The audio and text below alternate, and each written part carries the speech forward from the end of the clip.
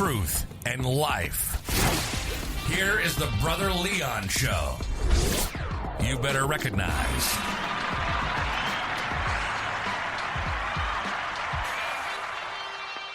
What's going on, listeners? This is your boy, Brother Leon, and you are tuning into another episode of the Brother Leon Show. So today, guys, we are getting ready to go into this Clubhouse. We're going to talk about cheating, so let's go on in here. I think the one thing that I want you guys to realize is that the one thing about cheating, man, nobody wins. Because a lot of times you tend to cheat yourself out of integrity, you cheat yourself out of a whole lot of things. And at the end of the day, you have to ask yourself, is it really worth it?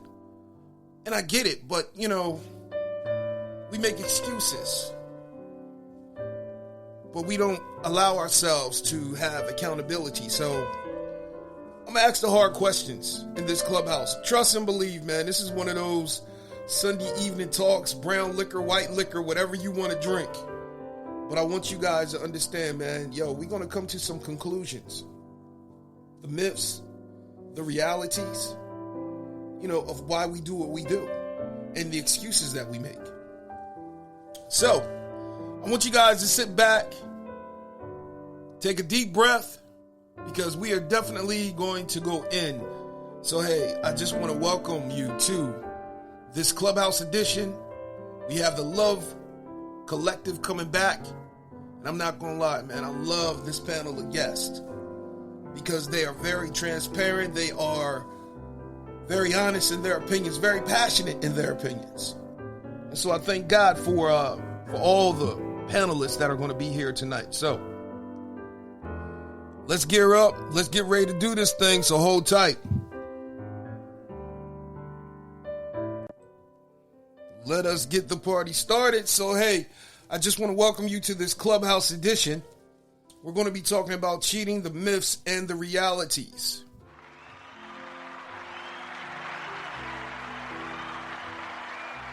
Let's start off. Miss Eden, can you introduce yourself? Hi there. Happy Sunday, everybody. I am a self-love and relationship specialist for women over 40 who are on a mission to maximize their love from the inside out. You can find me on Facebook, having a party every day.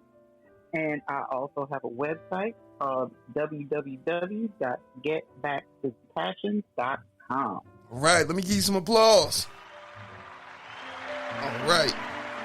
Oh, man, I probably should have came on here earlier. Work these kinks out.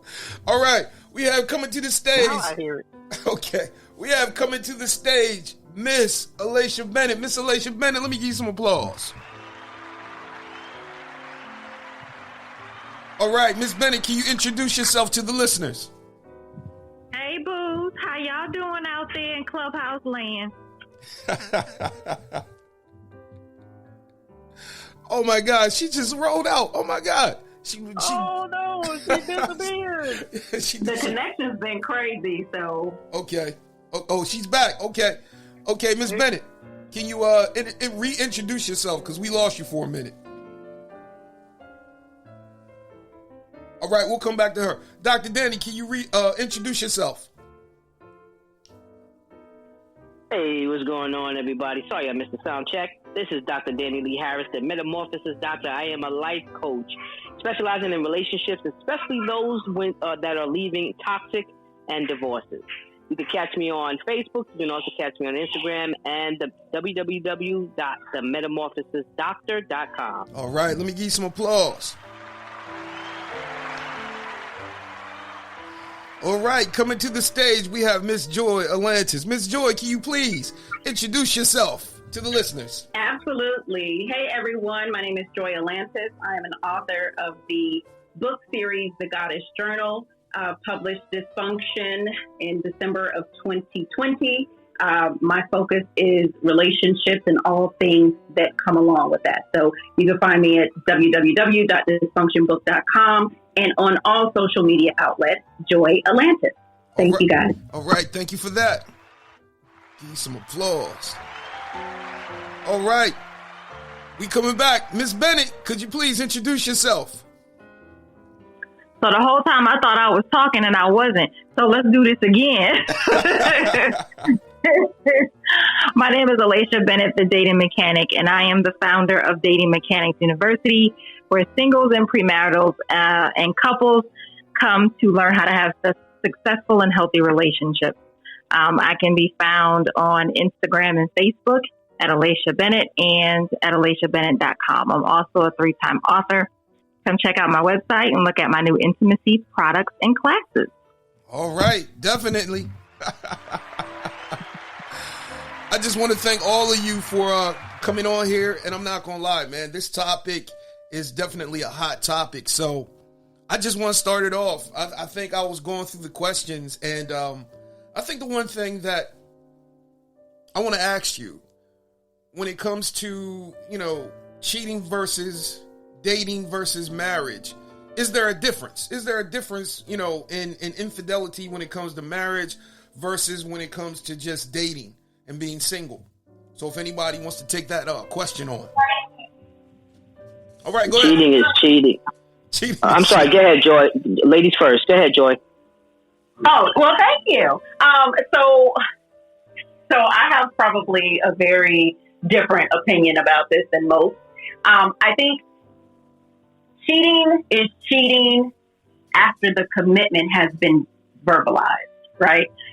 But if you are dating, and unless it's verbalized, I don't think there's any expectation that you should only be seeing one person.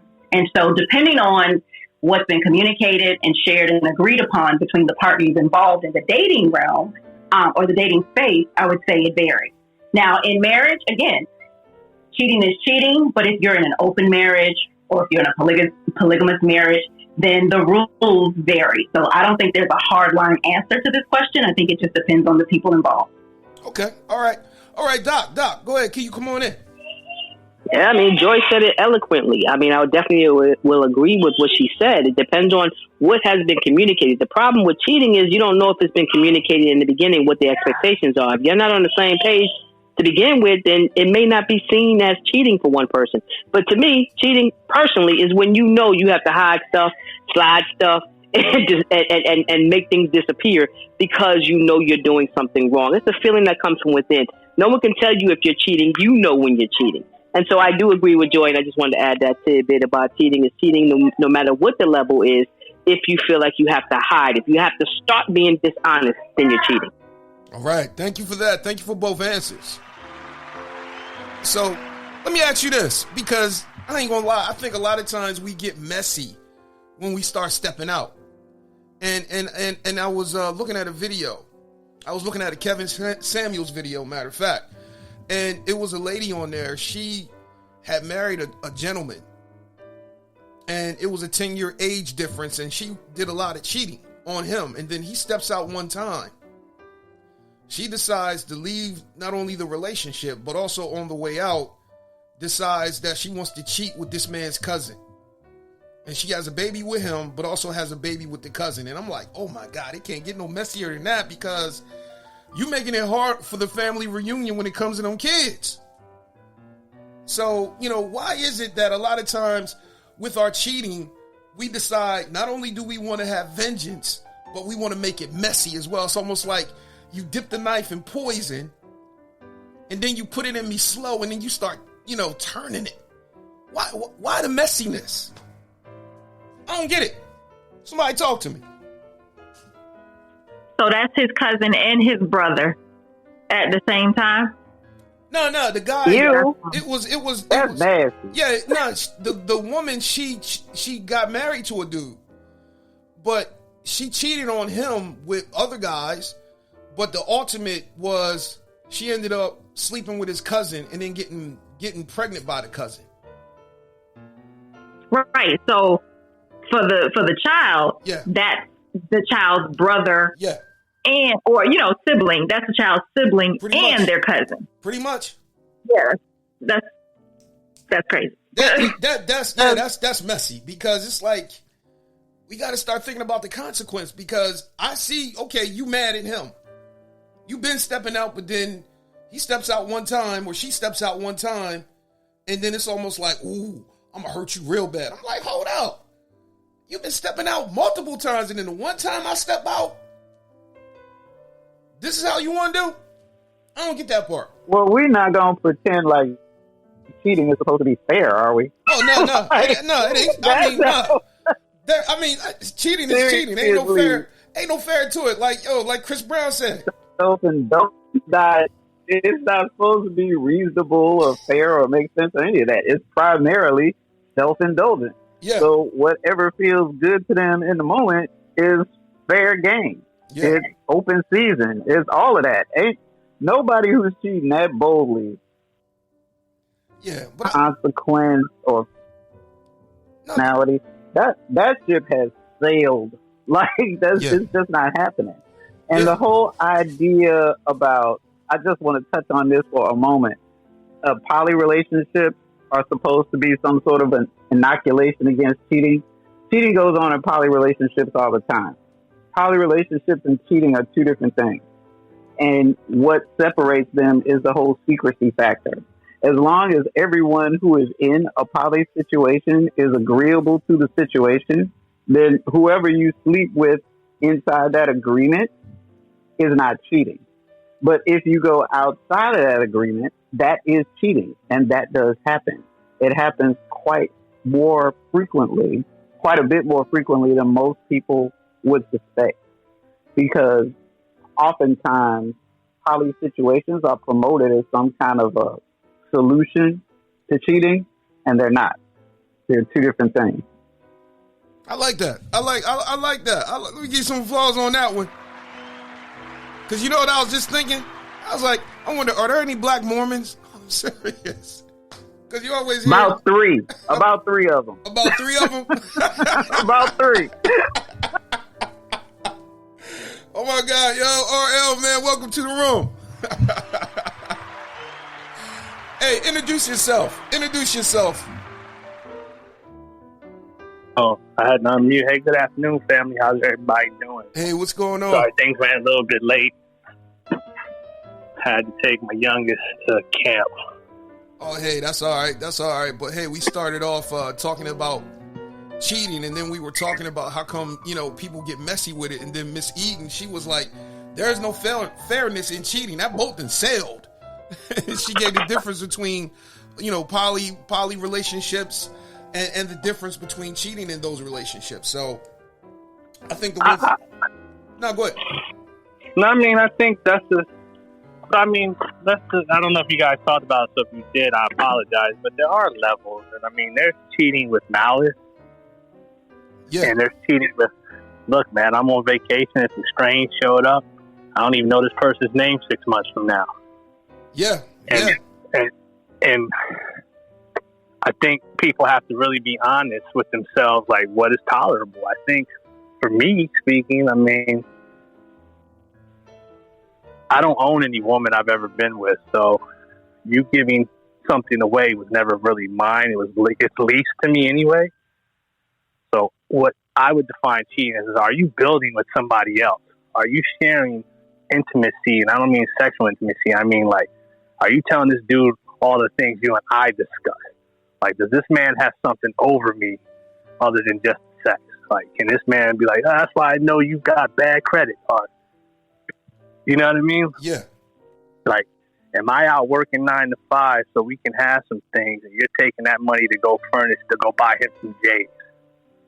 Yeah, exactly. Like I asked my sister this question. I said, what would hurt you more, the thought that you got cheated on, or to know that the man that you got to argue with for him to cut the grass is out building fences at another woman's house, even if it wasn't even sexual over there?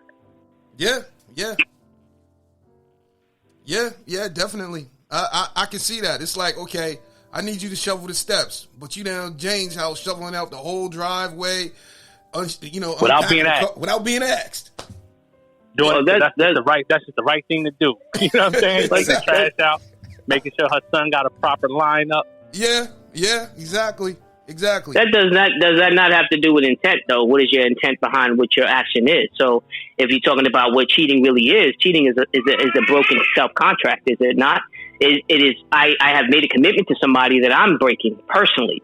And I think the problem with cheating is we always make it about or say or talk about the other person, the person that's being cheated on, when in actuality, cheating has nothing to do with the person that was cheating on. It has everything to do with the person that did the cheating and why they did what they did. We will make excuses as humans for whatever action we want to justify, including cheating. So if I go out there and cheat on my wife, it's because I can say, oh, I don't get enough sex, or I can say I don't get enough attention, or she's not tapped into me emotionally. There's always a reason and always an excuse that we can use for cheating. But cheating has less to do with the other and has more to do with the self-contract that you made with yourself. If I know I made a contract with somebody else and made a commitment to never cheat on them, and then I go out there and step outside that relationship emotionally, physically, mentally, then I know that I'm cheating. That's a contract that I broke with myself. And again, it has less to do with the other person and more to do with me. It's something going on with me. I agree with that, but let me ask you this question now. So this is, I guess, but I don't know, how realistic is it for real? I mean, we say all, like, a lot of people, especially people that marry young or get attached young, people grow, and I don't mean grow apart in a bad way, but how realistic is it that you found your forever at 24? And no, I agree with you, brother. If you live in the same home, I get it.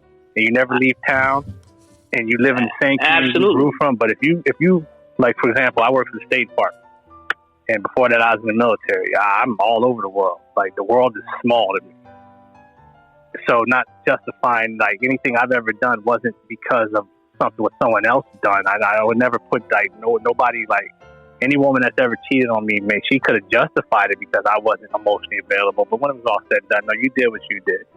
Or whenever I cheated on somebody, it wasn't, there may have been some catalyst in that. But for real, the act was me. So at what point is it, does the cheating have to destroy? Is this the ultimate betrayal? I guess that's kind of up to the person who was cheated on, right? Yeah, I agree. Absolutely. I think when we do get married young, I was one that got married. My kid, my oldest son is 31 years old. So I got married extremely young, and I realized then it was a mistake. But the difference between that marriage and my marriage now is we had an open marriage. We had more of a poly marriage when I first got married, and it was cool. You know, we had rules and regulations and understandings. Of course, I have grown up, and because of that, I don't do the same things that I did in that first marriage. And now in this marriage, it is exclusive. But again, I grew with maturity. So you're right. When you're 20, 21, it's different. Can I ask you a question? What you said, you grew and mature. Is it now, like, is it you're less likely to cheat now because you have just like I had a conversation with my nephew the other day. My nephew is 25. And it's just like an older man to a younger man. And like, for example, in my age group, like, I just don't have the energy. Like, listen, because I've been all over the world and had multiple experiences with multiple different women at 43. I'm not impressed. There's not an act you can let me do to you that I ain't done before. Right. So at this point, like, I'm less likely to cheat just because I don't got the goddamn energy. I'm just gonna keep it all the way real. Like at about 10:30 at night, if we out at 10:30 at night, I start nodding. Like, right, me too, man. And I don't drink anymore, so that alleviates all the whole. We got drunk like at 10:30. I won't go to bed. I pissed some friends off. We went to Atlanta on like a bros trip. Yeah. And these N-words wanted to run the streets to like 2, 3, 4 in the morning. I was like, nope, I'm done. I'm off the train. I'm exhausted. I hit y'all up tomorrow morning for breakfast. Oh, come on, you not? No. I got the thorough room with Hilton reward points. I done used my credit card points. I got a nice room. I'm gonna go take advantage of that room. No, I think some of it has to do with age, obviously, and energy and all that stuff. But I think, honestly, when I say maturity, I'm talking about mind maturity, just understanding what commitment means to that other person and being on the same page and being in sync with the person on what a commitment looks like for them. So, for me, it's not energy because my drive never changed. So it has nothing to do with my drive. It has everything to do with my commitment level. And the fact that, this right here is a betrayal by my wife. So therefore, when we had the conversation pre-marriage, it was, I don't want to tolerate that. I don't want to accept that. I don't want an open marriage. I don't want this. So having those conversations helped. And for me, it was just like, again, I just matured. Like you said, I've done it all, been there, done that. I'm done. You know what I mean? Now I'm ready to settle. And I think for me with age, I'm 48, it was just like, okay, I'm ready to settle and be with that one committed relationship. I like that. Let me give y'all some applause. So come on, ladies. Yeah, that doc bought the good word, didn't he? Yes, he did. So ladies, come on. The brothers is talking today. Talk to us. Miss Eden, Miss Alicia. Okay. Well, since I've been invited and stuff, there's another really popular idea as it concerns cheating that really is a myth, even though people recite it like it's not. They have this idea that people cheat because they're unhappy, and there literally are mounds of research to the contrary. The truth is, people don't have to be unhappy to cheat. There have been people who were actually surveyed, admitted cheaters, by the way, who were asked about the quality of their primary relationship. And nearly 40% of them said that they were happy with their relationship. A few percent more said they were very happy. And they cheated anyway. Wow. Personally, I have worked with people who have admitted to cheating, and they also confirmed that their sex life was great. There was nothing wrong with the relationship. They cheated anyway. I have also personally dealt with people who had hell in their house, and they still refused to cheat. One of my closest friends is in her 70s. She's actually the mother of one of my closest friends, and her late husband and her were married in excess of 50 years. And during that time, he remained faithful to her because he wanted to be faithful. It wasn't because she was doing everything that he wanted her to do, or that she was jumping through every hoop the way he expected. And it certainly wasn't that he didn't have the opportunity, because he was in the Air Force and the Marine Corps. Needless to say, he had all kinds of access if that was just what he wanted to do. But that particular situation pointed out a truth to me that I hadn't considered before that. And the truth is that the reason why people cheat is really the same reason why people don't cheat. And it's that they choose it.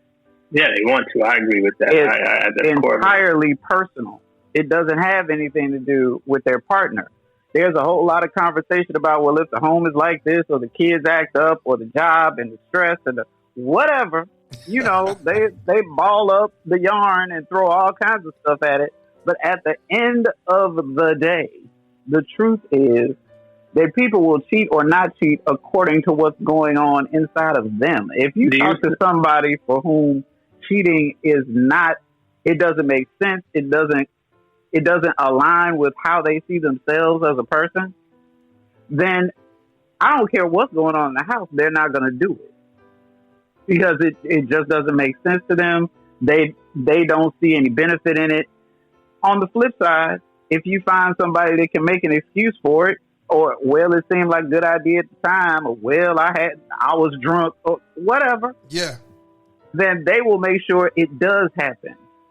No matter what their situation is in life, no matter if their relationship is happy or unhappy, no matter if they have children or not, whether there's something going wrong in a job or not, whatever, people who want to cheat will make sure they do, and people who don't want to cheat will make sure they don't. I like that. Let me give you some applause. So let me ask this question. Give some applause for that. Yeah, let me ask this question. So Ms. Eden, you just almost like destroyed the whole myth of it just happened, because I hear that excuse a lot. Absolutely. I hear that a lot. That's a lie. It's like it's almost like you tripped over a rock. Ain't nobody tripping and falling into no punanis. Ain't no punanis running around chasing down random penises. I had a conversation with my sister about like it don't like that's a very 16 first time on a horse answer. Like once you get to be a certain age and got some experience behind you, you know how. Here's one of my personal favorites. What did you expect me to do? Yeah. One of my married couples, the husband, actually, one of my married couples, the husband told me about this incident that he had at work. Have all the mercy. He was working in this warehouse, right? And by then, I don't know, he had been married 20-something years. And somebody on his job decided that he was tasty and she was going to try him out. So she hemmed him up in one of the rooms in the warehouse. He was in there already. She came in behind him and locked the door. And he hadn't heard her until she locked the door. He comes around the corner and she walks right up to him. I mean, face to face. And the first thing she does is wiggle her way out of her panties and ask sexual harassment if he go through with it. Is he going to do? He already knew what he was going to do, because if he really wasn't going to do that, there would have been no amount of wiggle could have got him in that zone. Because if not, then that's called sexual harassment at the very least on the workforce, on the workplace. Yeah. At the very least. And I don't know, again, I wasn't there, so you got to take the story that the brother says face value, but exactly. I don't care. I don't know too many. I don't care how. I don't know too many people in 2020 that are that damn bold at work, which means to tell me there has to be some other level of comfortability. Like we've moved past the innuendo phase, right? Oh, I disagree. There are folks being reckless like that every day of the week and twice on Sunday. And maybe because of who I work for, we got a little bit like in the federal government. That's a quick way to get everything you work for thrown in the trash. We move. I won't say we're better at it, but we definitely like. We only make certain jokes at work. I understand. Very interesting. But I just think to see a woman or a man move that damn reckless and comfortable, they had to have been given an opportunity to think that this was okay behavior, because I don't care how much we might joke and flirt. Yeah. There's some lines like, nope, you need to draw me a map. I need a like, confirmation text, because what you're not going to do is put me in a position that 6 weeks later, now you got to blackmail me. Exactly. Or I'm hashtag me too. Yeah. But definitely, if the only reason I brought that example up, obviously I wasn't there, but the point is, he had access. If he wanted to, clearly he had the opportunity. So if he took advantage of it, it wasn't because there was something going on at home or any of that. It was just the opportunity was there. But since he didn't, since he said he didn't, then it's not a question of access, willingness, availability. It was a personal choice. And ultimately, that's what it is, no matter what the situation is. Okay. It's a personal choice. Everybody has access and opportunity. Everybody. Yeah. That access and opportunity changes from time to time, but it's always there. Yeah. If you leave your house for anything, the access and opportunity is there. If you don't, and you got delivery people coming, you still got access and opportunity. It's always a possibility. Whether or not you take advantage of it is a personal choice. Oh, yeah. It's almost like you just said the postman always rings twice. Listen, sometimes my phone rings the most from UPS delivery people. What do you mean? They got all kind of opportunity. I'm just saying. I'm just saying. They do. Can I ask y'all a question? Yeah, go ahead. Do y'all think then when it comes to respect and cheating, like, because society puts these taboos on cheating to the point people feel like they have to justify it or lie or for whatever reason? Because Sis Eden brought up a great point, like, you do it because you want to. Yeah, we can argue and debate some catalysts that make it a viable option more than others. Yeah, right. And if we're going to talk about, let's say, a married spouse that have to go try to rebuild their marriage after an affair or cheating, you could be honest and say, okay, we really need to look at what the catalysts were. But if we're talking about just people who were in the moment, you made a choice, Holmes. And I remember, I'm going to give you an example. I had a conversation with a friend of mine back when I was still in the Army. And they were both, him and his wife were both in the military, right? So she had went to Iraq, so he was home with the kids. And I remember he had a conversation with me. I was sitting in the car with him. He was like, he was tempted to go buy some condoms, but he didn't want to buy them because he felt like that was admitting defeat. And I told him, I said, the fact that we're having this conversation, you're already admitting that it's highly likely, and I'm not here to judge. So let's be honest, as young men, you're more likely to have these condoms available and need them than at 2 a.m. when you need them to go out and get them. So let's just keep it all the way real, right? If you're going to have this adult conversation, you got to play by the adult rules. You can't do it when it's convenient. So I said, if it were me, I buy the condoms, keep them in my glove box. Because his wife is in the Army, you're going to know before she come home. She just ain't going to show up home. So you're going to have tons of time to clean up after yourself, right? But he didn't. Needless to say, 4 months later, he wound up getting somebody else pregnant, which is now a hell of a task you got to carry and you got to tell to your wife. Again, I'm not just sitting to see his judgment and say what he should or should not have done, because that's between him, his ex-wife, and his new baby mama and his kids.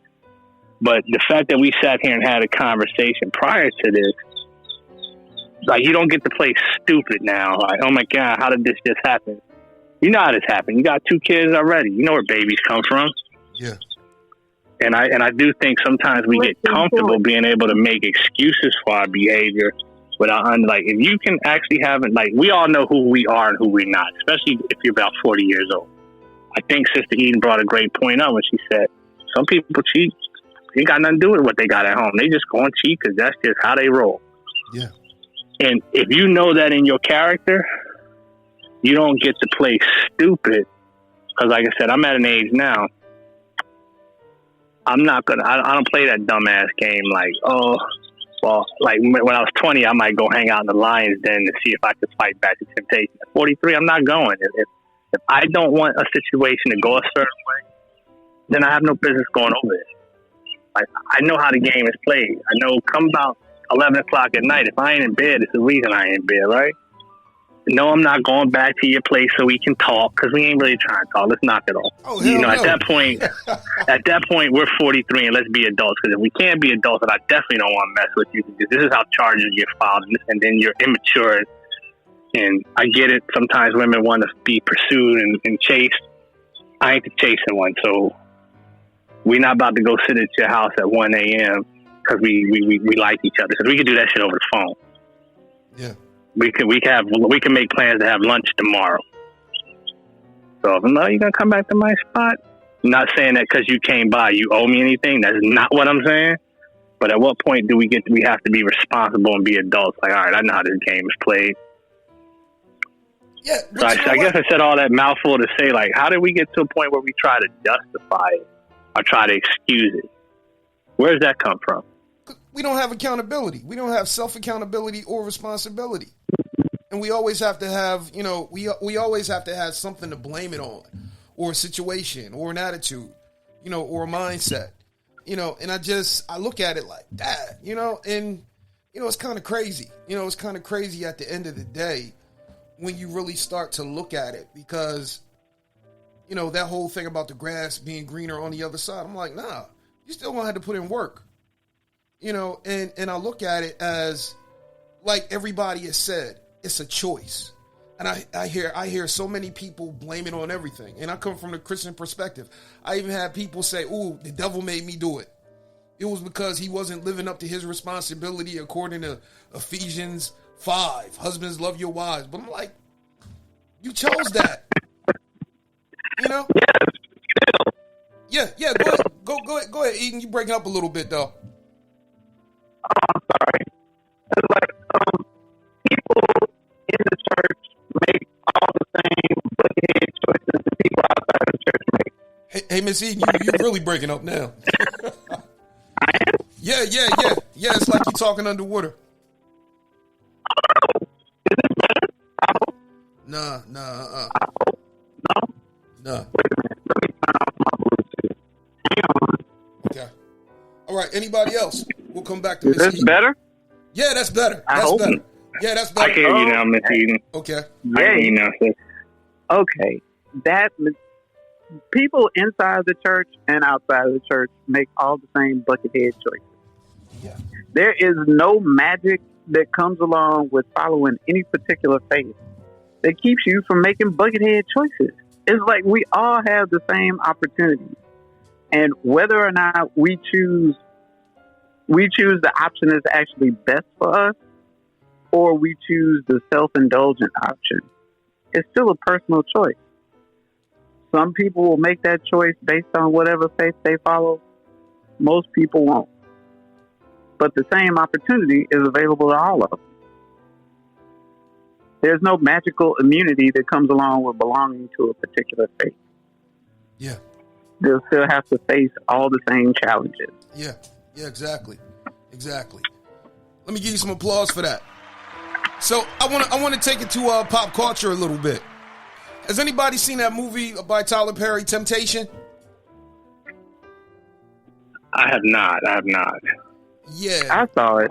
Yeah, and the crazy thing is that the one thing about that movie was the lady was actually she said to her husband, because he was trying to bring her back in. It was Lance Gross and I think it was Journey Smollett, and she was saying that she deserved. She said, "You're a good man, but I deserve a phenomenal man." And I'm like, "Wow, hold on." Yeah.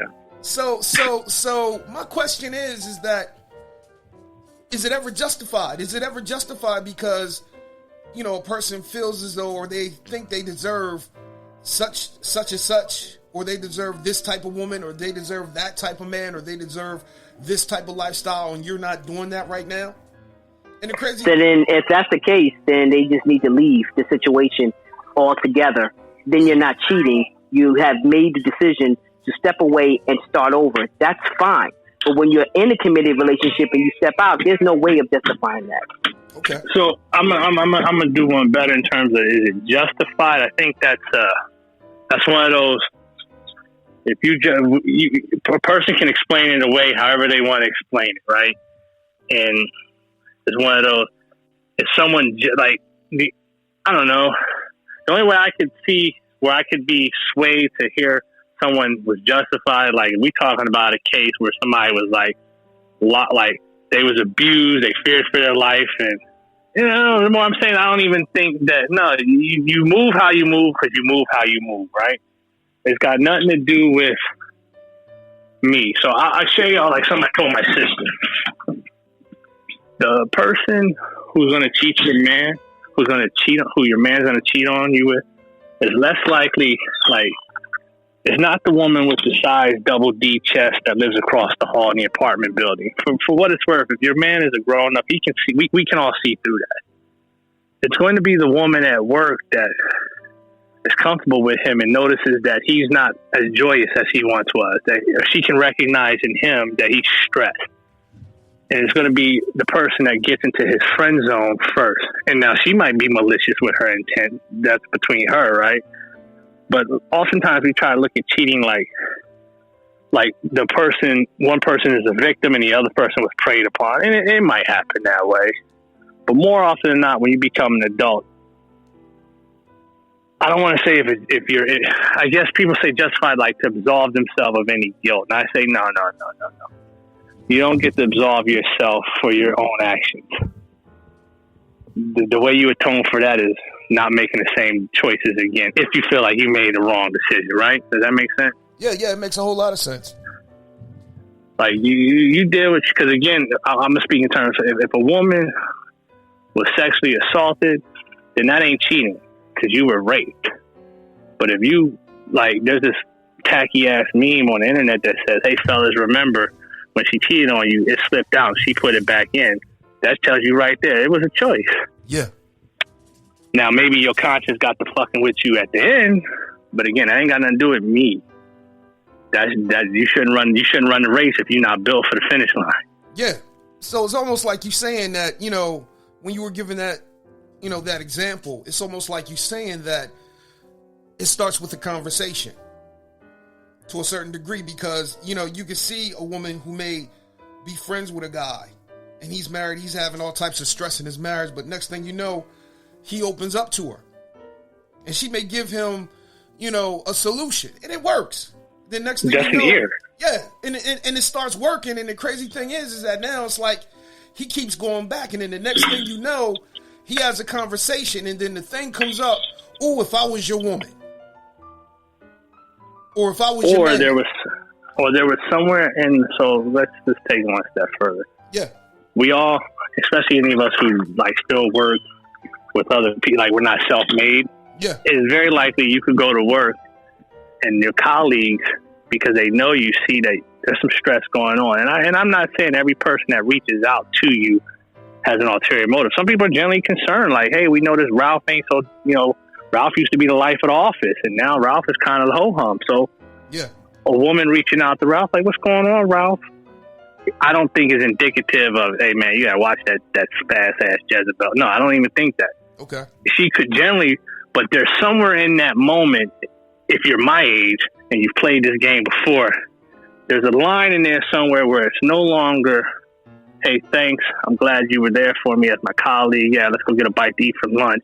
And we keep it moving to, okay, now this is starting to get in the realm of, because if you got to, I tell anybody when they say what's cheating, well, yeah, there's the physical act of cheating, but if you got to delete text, you're cheating. Yeah. If you're doing something that you can't have an open conversation with whoever demands a certain level of accountability from you, then it's cheating. And for some people, like I said, I think Good Doctor was saying, like, you know, in his first marriage, they was young, so they kind of roll wild. Yeah. That in and of itself wasn't indicative of cheating. But if you got to lie about the fact that you was hanging out at such and such house on Saturday, then you cheating. Yeah, exactly. So we sometimes like to put caveats and levels to it because it helps us sleep at night. Like I've heard females say, well, I wasn't cheating because I only gave him head. And I'm telling you, woman, that's the worst thing you could do. Exactly. It is far better for you just to get this man some sex, some cookie, and keep it moving, than for you to block the mic. Oh yeah. We so but I got sisters, and I've heard enough women say, I wasn't cheating. No. Then you should have just gave him something. Yeah. And kept the microphone separate. Yeah, exactly. So any women listening to me, go back to your female circles and say, no, I've heard what men say in the barbershop, and they say, no. They're more likely to excuse it and forgive it if it was just a girl slut trip down to the Dominican Republic and it got out of hand, and for you to come back, but it wasn't cheating, Darrell. I just only gave him head. No. That's worse. No, yeah. That's definitely worse. Like, nah, sorry, I can't kiss you ever again. You made a choice there. Exactly. There was no drunk. You made a whole choice exactly. there. I don't want to hear about no shots. I don't want to hear about no weed. I don't want to hear nothing. I'm like, I can't even look at you right now. Matter of fact, no, you sound like Alex, Alice the Goon. I don't want to hear it. So let me ask you, now that we're here, what's your opinion on work husbands and wives? Is that in the most platonic?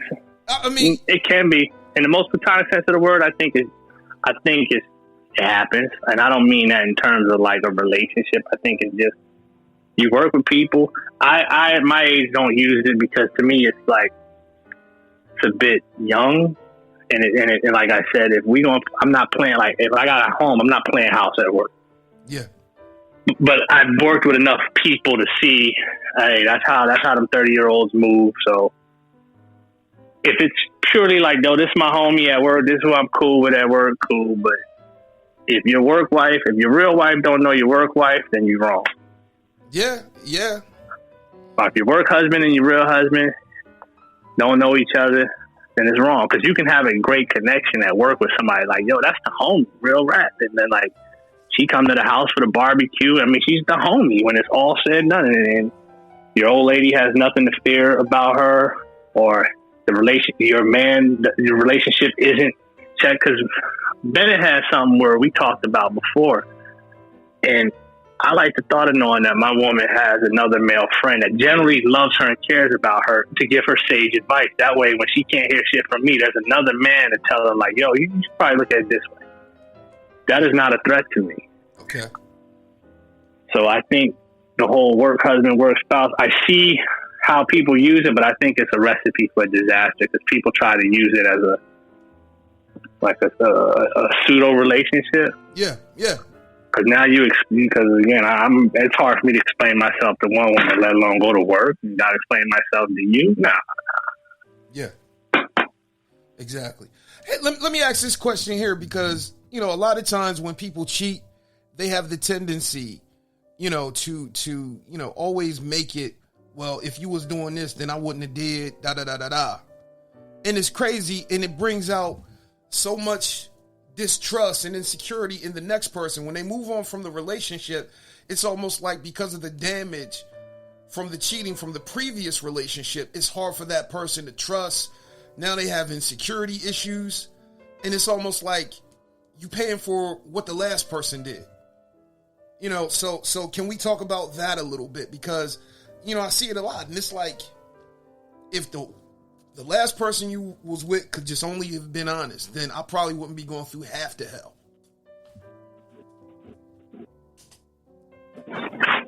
Oh boy, I'm glad you brought this up. Okay.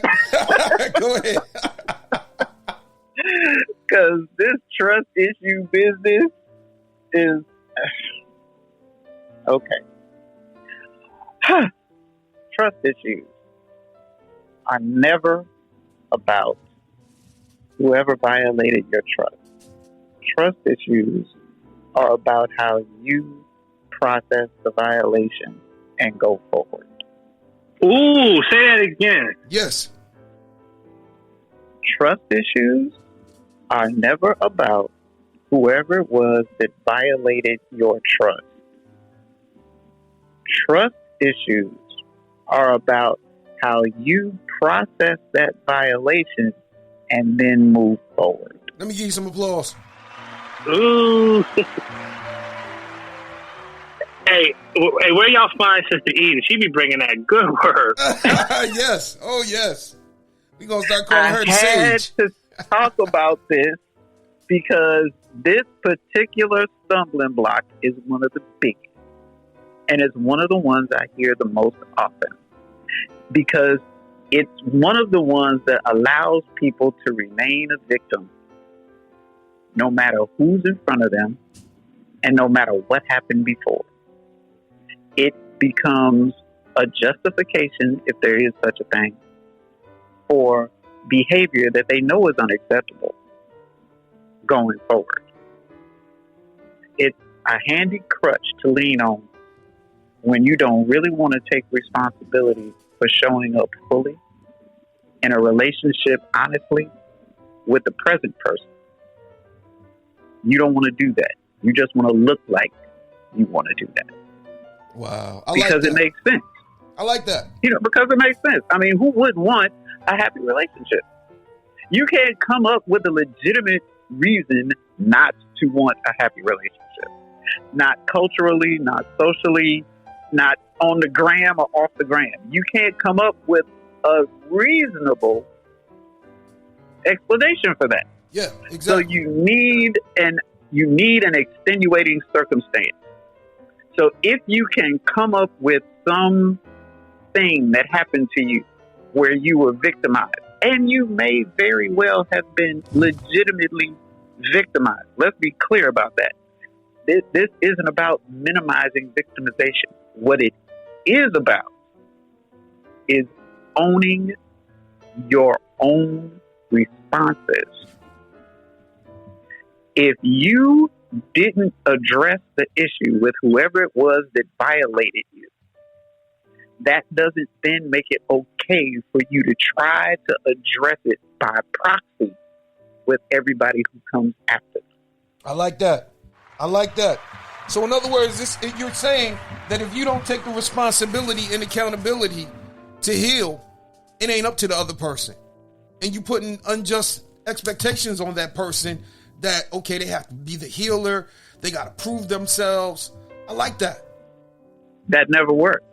It never does. Like, not only is it not up to them, even if they wanted to do it, they couldn't do it. Yeah. Because at the end of the day, the resolution happens inside of you. It doesn't even happen with them because it's not their issue. Yeah. So while it isn't your fault, it is your responsibility. It's not your partner's responsibility. Trust issues are not about somebody else. They're always about you. Everybody's got a violation story. Yeah. Everybody's been let down or disappointed. Everybody. Yeah. That doesn't then become a reason, quote unquote, for you to take that out on everybody who comes after the violation. I like that. It doesn't work. You don't get a pass to show up any less than anybody else would who expects to have a full and happy relationship. You have to do whatever's required to make that happen, just like everybody else does, no matter what your violation history is. Yeah. There aren't any passes for that. Love is what it is. It requires what it requires. It doesn't go on sale just because you don't want to pay. Yeah, exactly. Let me ask you this. What do you say to the person who hooks up with people like that and they feel as though, well, I'm just going to show them I'm not like so-and-so. I'm not like their past. Because it's almost like, dude, you asking, or girl, you asking, you're volunteering to be a victim. Well, if you're going to do that, you are setting yourself up to be a victim, number one, because you never go into any kind of situation thinking that you can change somebody. Your job is to enhance another person or help them to become their authentic version of themselves. That may be their authentic version of self. If you go in there with the attitude of, I'm going to fix this person or change this person, you're already at a deficit. Yeah, I like that. I like that, Doc. I like that. So I want to deal with the myth. Can a person honestly have happiness, if they were cheating and they end up marrying the person that they were cheating with? Like they divorced their wife or they divorced their husband? Okay, talk to me. So I think there's this misconception, and a lot of us, it's because we either have the religious fairy tale, the religious connotation, or the fairy tale associated with it. Yeah. That any of us in here who have a starter marriage under our belt already know. When I said I do in 2002, I said I did at the moment, but grew and realized I shouldn't have. So to say that you are with who you're supposed to be with, well, that's relative to how you feel. Yeah. And I think it is very much possible as you grow and mature, the woman or man you married at a certain age is not who you may not even be in that position and place in your own life anymore. Yeah. And I think it's very well possible that someone else showed up that you probably should have married, and you can go on and live a healthy life. Now, I do think now that we're adults, there might be some insecurities in that relationship because both y'all know each other ain't shit, but y'all can work it out. Anybody can work anything out. But to say that because this person was the other person or the opposite person, therefore this union is destined to fail. Yeah. There's too much evidence that shows counter otherwise. There's too many beyond anecdotal evidence that shows people have actually done well with their other or their second. Yeah. And maybe the first spouse doesn't like that because they're like, I always knew that motherfucker was right. I always knew it. But as time goes on, you live, you heal, you love again, you realize, like me and my first wife, we got other issues why we can't probably be friends because it came to with our kids and I have custody.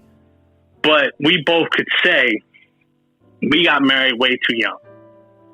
And I mean, we tried. Like when I said I loved her with everything I had at 23 years old to love a woman. I never skimped out on her. But I'd be lying to y'all at 43 to be like, yo, this was my forever home.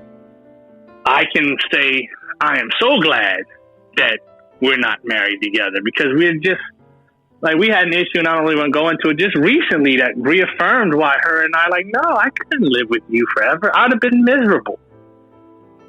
Yeah. So I think that a lot of it.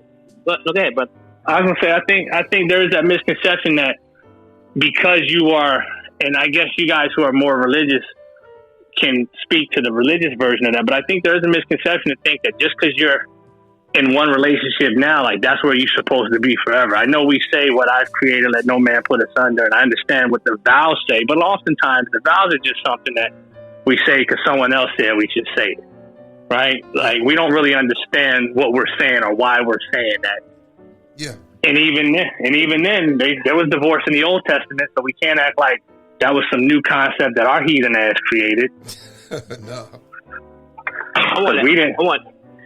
I definitely want to add to what brother's saying, what Sean is saying. But you know what it is, and this is a life fact, that it has nothing to do with religion. It has nothing to do with anything other than the laws of the universe and the way things are set up. Karma is real. When you do something with ill intent, that intent has to be paid back to you tenfold, period. So if you're cheating with ill intent, that's going to come back to you. Whether or not you make it in this new, quote unquote, the relationship that you was cheating in and y'all live happily ever after is beyond the reason of thought when it comes to why you did what you did in the beginning. You made a very good point. If I'm going into a relationship with non-trust, is that a real happy relationship? It's not. It can't be. I am not coming into a relationship. Now, look, my ex dogged me out on social media talking about I cheated on her. Mind you, I did. Stepped out one time before we were married. While we were married, for 7 years, she was cheating on me the whole time. I never dogged her out or said anything about it. She is living in a miserable relationship right now. Why? Because she's not getting paid back for anything I did. She's getting paid back for her intent in what she did. That is a life fact. I don't care if it's my situation or any situation. You don't get paid back for what you do. You get paid back for why you did what you did. The intent behind you is going to draw whether or not something's going to be successful or not. So to me, if you're cheating with ill intent, know that relationship cannot be successful where you're truly happy. You could be settling happy. There's a difference, but you're never going to be truly happy. Yeah. Yeah. Because I've heard people say, "Oh, you ain't going to treat me like your ex," or "You ain't going to treat me like your wife." I've heard that. And it's crazy because it's like, if you know what you're doing is wrong, then why would you even entertain the act? And it's like, you know, like we hear it all the time. Like, you'll sleep with a person in their house, but yet you don't want to fool with a guy who lives in his mama's basement.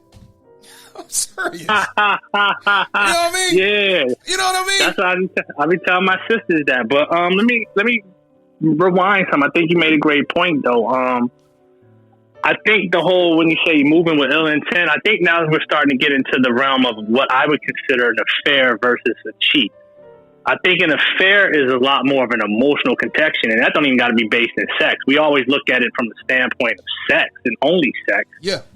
But an affair can be like your heart is not where you say it's supposed to be. Right, wrong, or indifferent. Now, I think as you get older and maturity comes in, you're able to be a little bit more straight up to say, hey, listen, it isn't you, it's me, and we need to end this. But when you're younger, you don't know it. Well, you don't know what you don't know. But I think when you start talking about affairs, yeah, I think there's some issues with that because my ex-wife and her new husband, that's the dude that was kind of behind the curtain when her and I was still married. But I wasn't salty that she stepped out. I was salty because she created a new life. Because, you know, at the time, I wasn't husband of the year. And when the truth came out, she got caught first. But at that time, I could have moved on with her if I thought I could. Like I said, I learned that her and I are not right for each other, so that would have been the problem. But my issue with her wasn't that she stepped out. I was like, I don't give a shit. Well, I mean, I care, but I was like, whatever. It is what it is. But my issue was that you're sharing things with this man that was supposed to be our thing. Like this man knows our intimate stuff we talk about, my fears. Is why I used to tell my sister, like, you can do wrong and you can be wrong. You need to be careful that you don't. And the same thing I told a cousin of mine, like, it's one thing for you to get caught up because you went on a homies trip to Atlanta and some shit found you out a year later. Then it's another thing for you to be living with having a woman up in your wife's face. Yeah. Like, exactly. It goes back to what you said about, like, anything I've ever done in my adult life, when I say adult life, I'm talking about post-30, if I got caught, I explain it. Like, yeah, I'm sorry, I see you're hurt, but it wasn't personal. because there's a difference between being wrong and moving. Like, you can do wrong and you can be wrong. And I think that goes back to what the good doc was saying about your intents and how you was moving. I do think there are, like I said in the opening statement, there are levels to cheating. I mean, we always identify with just the sexual act without understanding, like, look, man, I personally, I think monogamy isn't our nature. So I'll put that out there. Yeah. I think if it was our nature, we wouldn't have to try so damn hard to do it. I think we can be monogamy. I think monogamy provides the best pair of bonds to raise families. So I agree with the benefits of monogamy, but the act of monogamy in and of itself, it's just too damn hard for human beings to do it. Yes, there are people who have never cheated, and God bless them for it. I would love to read their book. Yeah. But I don't think just because someone got eyes somewhere else means all of a sudden that they ain't shit and they're destined for failure. But, I mean, some things have become more open because we live in 2021 society, but let's stop acting like at your grandfather's funeral there wasn't them other cousins that showed out that kind of look like you, yeah, but maybe they had the gray eyes. So it ain't a new concept. You know what I mean? This has been going on, like, we just call it different. Or, like, for example, our biblical heroes, we don't hold them to the same measure. David had a man killed to get his wife. Oh yeah. I don't care how dirty I am. I ain't never had a motherfucker killed so I could be with his old lady. Yeah. So I think we sometimes get caught up and we try to wear this I'm gonna say unfair, but we try to, like, reduce everything to the moment without really looking at it like, what is it behind the intent? Where was your heart at? Where was your mind? Like I said, what the doc said. I think a couple who, like, was like, if a man was cheating on his wife to be with a new woman, I think that woman's a fool to think that this man is now going to be committed to her, because there was a time he told that other woman the same thing. But to say that he hasn't learned his lesson either. I know a guy who is now 26 years in the game with his hoe, and his first marriage was 3 years, but his second woman and everything, and he would be straight with me. So he said he's never cheated on his second wife. And I mean, he don't got to lie to me because I don't judge, but so I think I'm pretty sure in that woman in that early marriage, she probably has some insecurity issues. Yeah. Oh yeah. But I mean, that comes, but that's the game you play. Like I mean, come on, I'm from Philly. I know there's a couple of y'all from New York. We shoot dice, right? It's the game. You can't win every hand. You can either CeeLo your way out or you can crap out. It just, you roll the dice long enough, you're going to win sometimes, and you roll it enough, you're going to lose. Yeah, exactly. So, I just want to say, I appreciate all the answers. I ain't going to lie. We coming up with some good stuff. So let me ask you this. Now that we're talking about it, what's worse, the physical affairs or the emotional? I just wanted to interject and say, and ask, is monogamy truly hard, or is honesty hard? Is authenticity hard? Is, you know what I mean? Yeah. Is the fact that you can't be authentic, not only with yourself, but with other people. Ooh, damn, she came with it, dog. I like that. That's the hard part, right? Ooh, well, what you think? Since you brought it out there, what you think? Well, that's what I think. I think that people who are not in tune with who they are and what they want, find it difficult to accept the choices that they've made, and be happy with the choices that they've made. I've always said this, and I'll stick to it. You can marry anybody and be happy, because happiness is a choice. Because you can always find those other things, other ways, right? Even if it's not with the partner that you're with, you can find people to have intelligent conversation with, right? You can find those other things in other people, if they're not in your partner. Because to be honest, your partner is not going to have everything that you desire and want. That would be a perfect mate, a perfect person. sorry, not a perfect mate, a perfect person, right? And they just don't exist. They don't exist. So we're always going to be looking outside of our partner in order to fulfill the needs that we have. And we're supposed to, because our partner can't be our everything. Just imagine if our partner was our everything, they would never have time to grow and be the person that they need to be. Yeah. And that's what we should be striving for, is for our partner to be the person that they came here to be. You're with me for a reason. Why are you with me? Right? What is it that you need, and how can I assist and aid you in doing that? And we don't do that for our partners, right? Yeah. And when I say we, I mean as a whole, right? We don't come in with that mindset.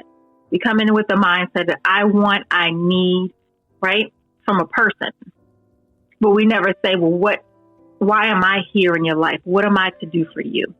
Because whatever I do for you is going to help me get to the next level that I need to get to, and so emotionally, Sister over here preaching today.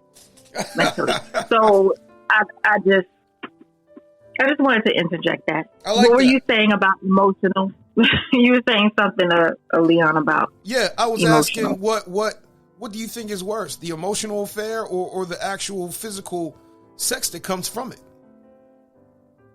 Because I like what RL was saying. He was, talking about the fact of, a guy knowing certain personal things. And I get that. It's almost like, this dude done came up in my house, seen my stuff. He knows certain things about me. He knows my hobbies and what I like because my wife has shared it with him. And the crazy thing about it is like, okay, that trust right there, like, he knows our whole life. He knows me. He knows about me. And I don't know him. So the whole adage is, what's worse, that or the physical? Is it really either of those things? Is it because you feel like you like that person got a part of your person that you didn't get? So for me, it was very much about the other part. I'm speaking for me because I didn't grow up in a two-parent household. Both my parents, they was divorced, but whoever they was with, they had cheated on them. We saw it. So I never understood. So I just got a shitty end of the stick when it came to how I grew up looking at relationships. So for me, the issue that my ex-wife got caught first, I mean, at the time, we really wasn't in the best of place. I kind of knew. I mean, she, like, how you ever say, like, I know some of y'all women with the women intuition. You just know what you know, and you don't know how you know. But when I could confirm it, my issue with it wasn't that you got caught. It was that, like you put this man in a position to have something over me. Like, for example, I even told my ex-wife, I don't care how many women you thought I was with, how many women you knew I was with. No woman that I dealt with ever fixed their face to even call you. Because I would have shut that shit down, I would have been like, you out of line now. Because I never lied about me having a wife at home. I was kind of young and reckless. So I was like, you see what you see.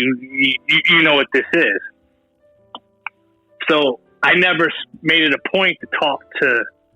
I take that back. There was one time in my life I did get caught up in an affair. But back then, I made it a point, like, no, you don't need to know shit about me and my wife. Ain't got nothing to do with it. That's none of your goddamn business. You know I got a wife, and that's all you need to know. And I was adamant about that because I'm already wrong, but I don't want to make it personal. Yeah. If there's such a line to be had in that. I think Sis Alicia said it best though. Like, I think we have a hard time being honest, which makes monogamy hard. Because if some of us were honest enough to say, "Listen, I ain't the monogamous one. I'm sorry, I'm just not." Okay, then you move accordingly. But because the rules of the world say that you're supposed to you're supposed to be this, you're supposed to think like this, then you have these crisis of conscience because you feel like you can't or won't or don't want to live up to certain expectations. Like, we probably all got a gay family member that all of us have known he was gay or she was gay from, like, how no one else in the family could know, right? Like, where y'all at? Y'all can't tell? But this gay family member still has to live a lie because other members of the family or they ain't able to live in their own truth, right? Yeah. So I think sis came through with that good word when she said, I think we have an honesty problem over a monogamy problem. Yeah, I like that. I think that's true. That's definitely true. That's definitely true. So, let me ask you this. Why is it that some people expect loyalty and infidelity? I'm like, it's like an oxymoron. You can't have loyalty at times. What you mean? Like when I've seen guys who was like cheating on their old lady, but then felt some kind of way when the side piece was messing with somebody else? Exactly. That right there. Oh, man. Them dumb niggas. And I'm sorry, I don't like to use the N-word, but that's nut shit right there. You're a plug, you're a herb. I hope I'm showing my age by the words I'm using. You deserve to be stolen on. Like, if you could fix your face to even ask about somebody else, you just got this shit come with the game, homie. If you're gonna play it, you guys, you see what I'm saying? Yeah. Yeah, or better, or I even seen issues where a woman, she was cheating with a guy, and then she get mad when she see the guy out with his family. I'm like, I got stabbed for that. I got stabbed at 21 for that. Oh damn! I'm sorry. Messing with a Jamaican chick, yo. She had a husband that was locked back into. She was messing with. Her husband was locked up. Right. This is right before I joined the service, and I had a pager. This is 1996.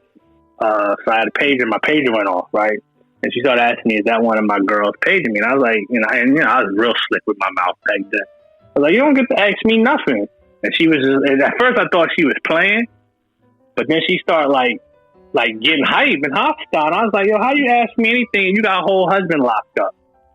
That must have triggered something in her. She was like, "You don't ever talk to me about my husband." And so she had like this knife. And I was like, "What the fuck you gonna do with that?" "Oh, that's what you gonna do with that."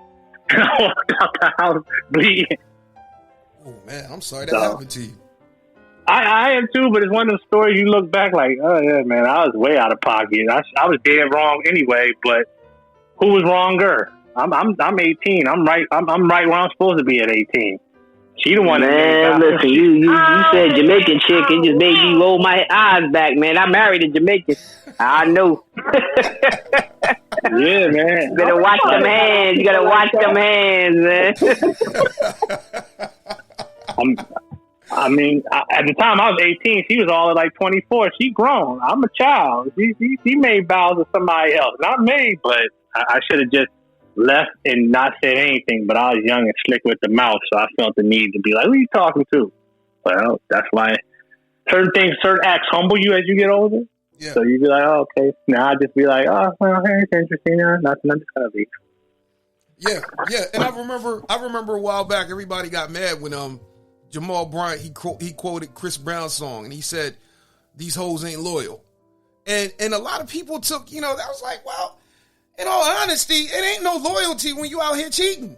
I'm like, you can't expect that person to be loyal, and then, you can't expect them to not have somebody else when you got you got somebody else.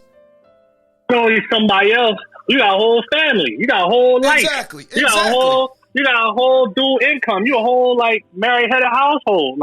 Exactly. I'm like, you ain't that cute. You ain't that saying. Exactly.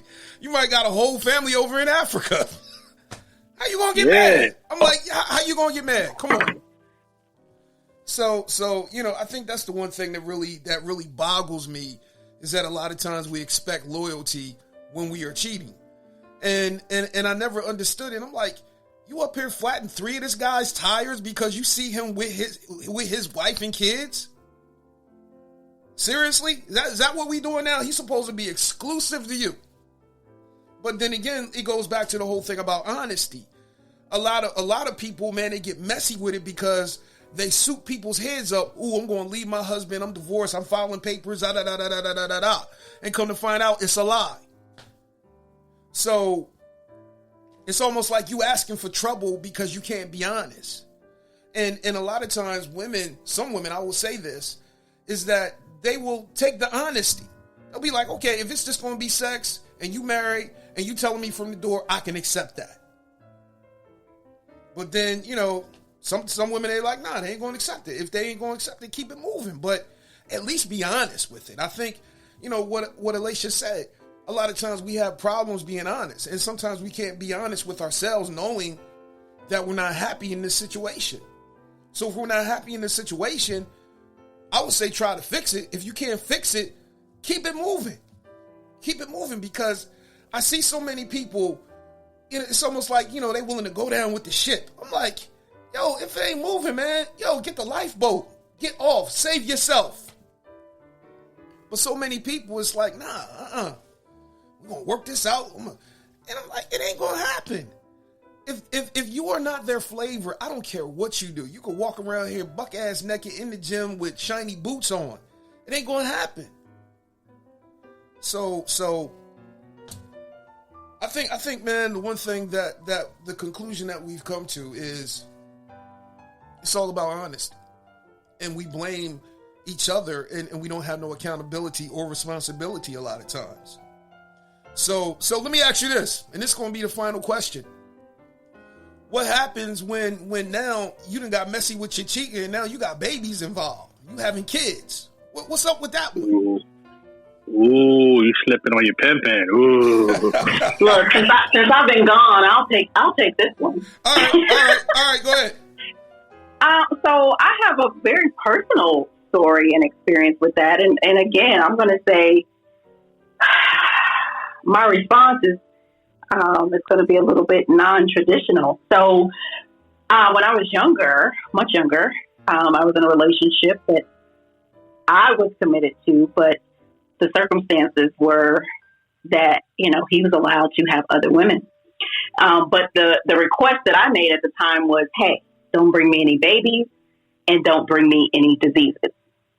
So he was good with the disease part, but, there were some children born out of that during that relationship. Now, ultimately, we broke up, and we were able to, after about a year, just kindle the friendship that we had built over the years. And we've had that strong friendship forever. And I'll tell you right now, that's actually the guy I'm engaged to. So I think lots of things can happen when children come out of a cheating situation, right? One is, you take the blow and you move on with your life and you let love be. Or you do something similar to what I did, which was, let the relationship go because there was a level of disrespect that was not adhering to the agreement that we made, right? But also understanding that over a course of 25 years now, that there's a level of maturity and understanding that can happen that can bring people back together. So again, it just depends on who you are, what you're willing to allow, and having grace with folks as they work through the maturation process, right? Because who I was 25 years ago is definitely not who I am today. And I would say that that's the same for a lot of men who get really kind of typecast because they commit some quote unquote crime. So it just depends on where you want to go and how forgiving and open and what your perception of infidelity is. I like that. Let me give you some applause, because I think what you're showing us is that you can actually come back from infidelity. That was going to be my next question. Can you come back from it? I think so. I mean, I think the only thing you can't come back from that we have proof of is death. There's documented cases of folks in domestic situations, domestic violence situations that work through it. Surprisingly, there's folks who work through infidelity. There's folks who work through sickness and all types of things, family issues, all types of stuff. So It really just depends on who the person is and how much work they put into being together. Yeah. No, I think that is awesome. That is an awesome response, Joy, especially with yours being a success on the end. I think what I want to talk about is the children. The children we tend to forget about in the process of us being adults and doing the things that we do. We do not take in the emotional damage that we do to our children when we bring them into the world in situations that are not only messy, but are tumultuous and have so many different things. And these kids grow up, and I am a product of that. My father was one of those who literally, the man who left his hat, any place he left his hat was his home. That song was made after my father. All right. My mother was a young mother who lost her virginity to a man who was 18 years her senior. She had 5 children for this man. This man had stepdaughter kids all over the place. And a lot of his children, which we're all, besides one, is still alive, and he has 13 children. All of us are still alive. I look at the damage that has been done to us as the children of this family. Now, this man he's dead and gone. But the damage that was done because of the infidelity, that is something that needs to be taken into account. And because we're grown don't mean we should do because we can. You shouldn't have kids because we can have kids, because you don't know what you're doing to these children, and it will really mess up the rest of their lives. And I am a product of that. My 12 other siblings are a product of that, of when parents feel like it's okay to do what I want to do because I want to do what I want to do in the moment, and it doesn't matter how it's going to affect this child. So doing what we want to do and affecting the child is 2 different things. So we can cheat, we can have kids on each other and all that stuff, but what is that child going to feel? We need to be a grown enough and adult enough to understand that our actions literally spill over into the lives of our children. I like that, Doc. Absolutely. I like that. It's just like I was telling you all about that Kevin Samuels video. You know, the lady that had sex with the dude, you know, and she gave him a baby, but then got mad when he stepped out and then got pregnant by his cousin. I'm like, oh man, that's messy. Damn. I'm serious. I in the military, what you see a lot of, and it happens, you'll see guys bringing outside kids in. I'm sure that there's women who knowingly have someone else's baby, but I can't really speak on that because I'm a guy and I know guy stories. I've seen it go both ways. I've always think, first of all, I agree with Joy. You can work through anything you want to work through, for real. And it shouldn't be a sign to throw something away because somebody else don't like what happened. Because, like, I always tell people, like, I used to tell my sister this because she, like a lot of people on our socioeconomic, she kind of has her own view of what she'll tolerate, unrealistic expectations in relationships. And I'm saying, like, listen, you want to throw away a whole relationship over one thing or a couple things. You'll never have anything. If you with somebody because of perfection, then you might as well stay single because ain't no such thing as perfect people. Now, that doesn't excuse any of the hurt you may feel or any of the betrayal you may feel, but you can work through anything. I do think bringing another kid, that's definitely not for the faint of heart. And I would tell any woman, like, you're not wrong or right if you choose to stay or go in that circumstance. Yeah. Because that's a certain level of, I guess, I don't even say trust. Like, it's one thing to get caught up cheating because your phone rang at 2 a.m, or your old lady friend happened to see you creeping out of somewhere at 3 a.m, so she sent a picture to her girl. And it's another thing because now you got a whole baby. Because, like what good Doc said, you have a responsibility as a man to still be a man, a father to that child as well. Which means that baby should know his siblings. That baby should also benefit from the same thing them in-home kids get, he should get. And that's the hell of a load to ask any woman to carry, especially when you stepped out. Now, I want to make a distinction. I'm not talking about a case where, because any of us been divorced, no, divorce don't happen overnight. Yeah. So I'm not talking about a case you and your old lady split up and y'all was like legally separated, living in separate households, and through the year, y'all worked it out and got back together. But oh, and behold, you know, while we was not together, I mean, traditionally not together. I'm not talking about I was in the club lying. But no, like, listen, man, this woman's free to do whatever. And another baby shows up, well, y'all can work through that too. But I'm talking about under the most honest of circumstances, you actually got caught running dirty. I don't think we should judge anybody who stayed in that situation. I don't think even if there's a man who determined that his wife stepped out, got pregnant, but he gonna raise that kid, that brother needs, like, he's a good brother too.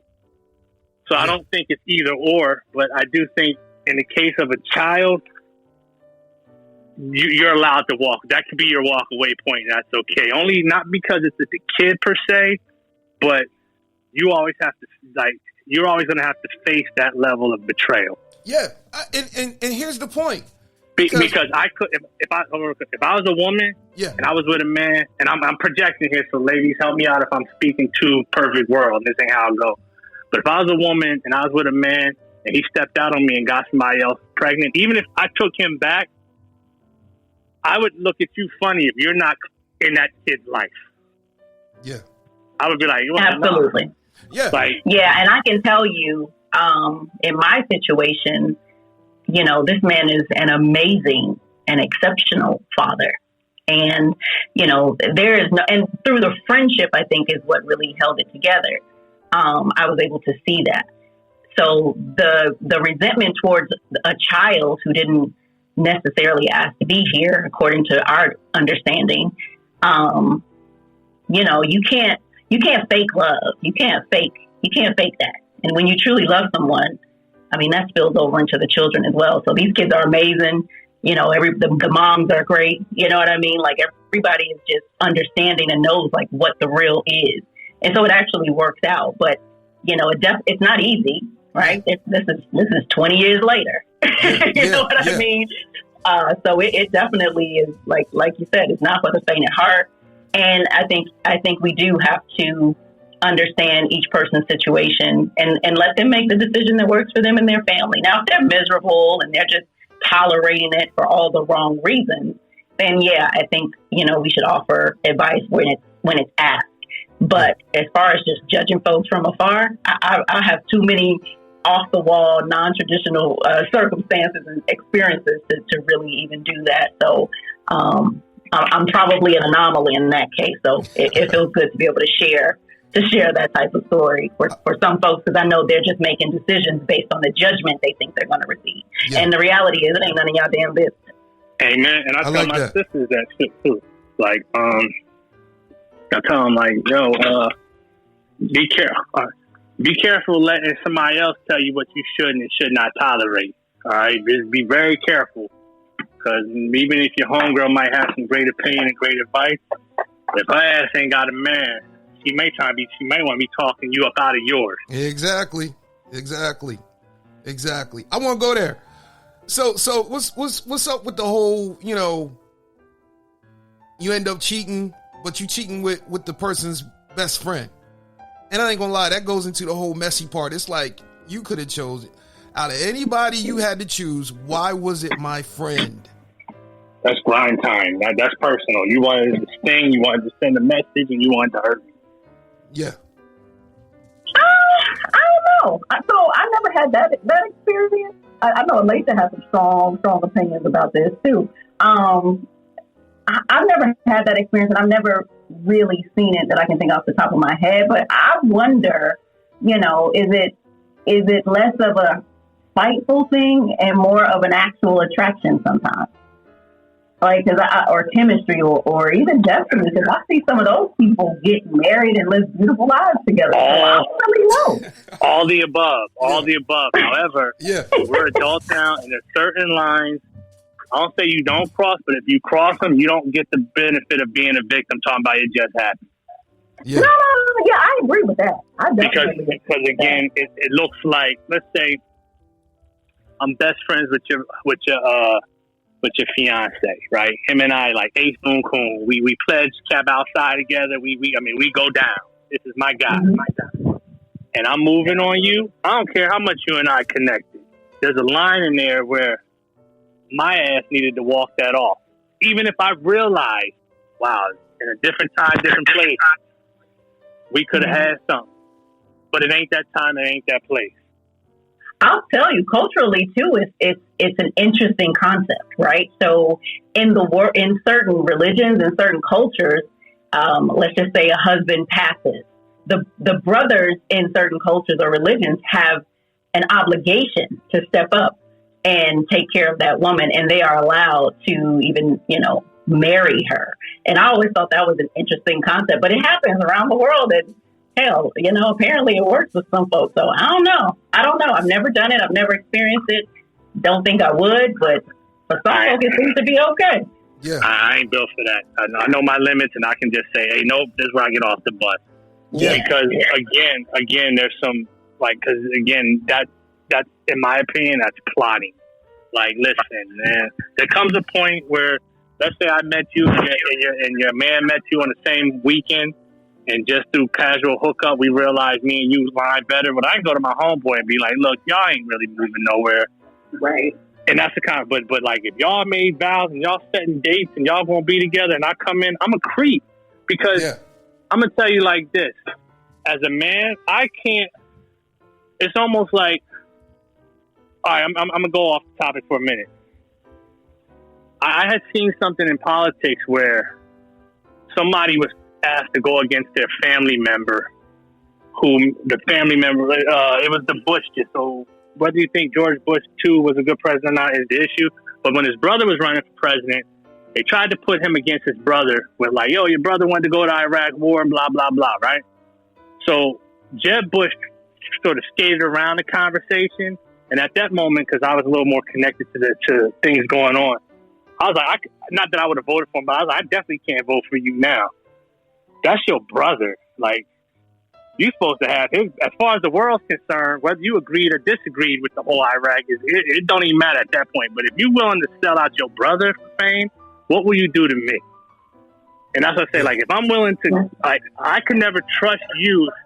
If you willing to go after my wife after we done shared secrets and you done seen me cheat on my wife and you done held my dirty secrets and you going after, I could never trust no other man that walked in the circle and let that be known. That'd be something I say, brother, you probably should keep that secret to yourself because now I can't associate with you. Yeah. Because you're a snake.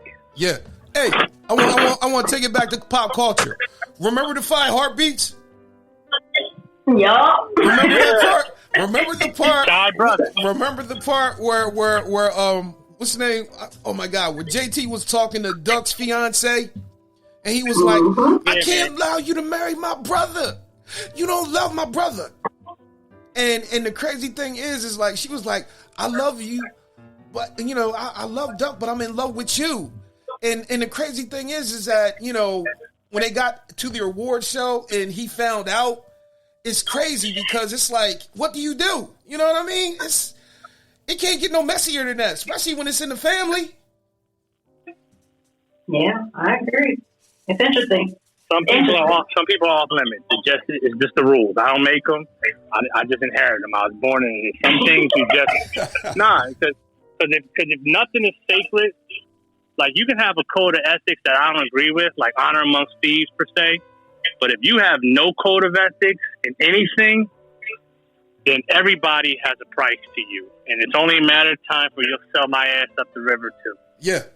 And maybe I'm looking at it too deep, but listen, man, like I tell my teenage sons, there are some women that are just off limit, bro. They're just off effing limit.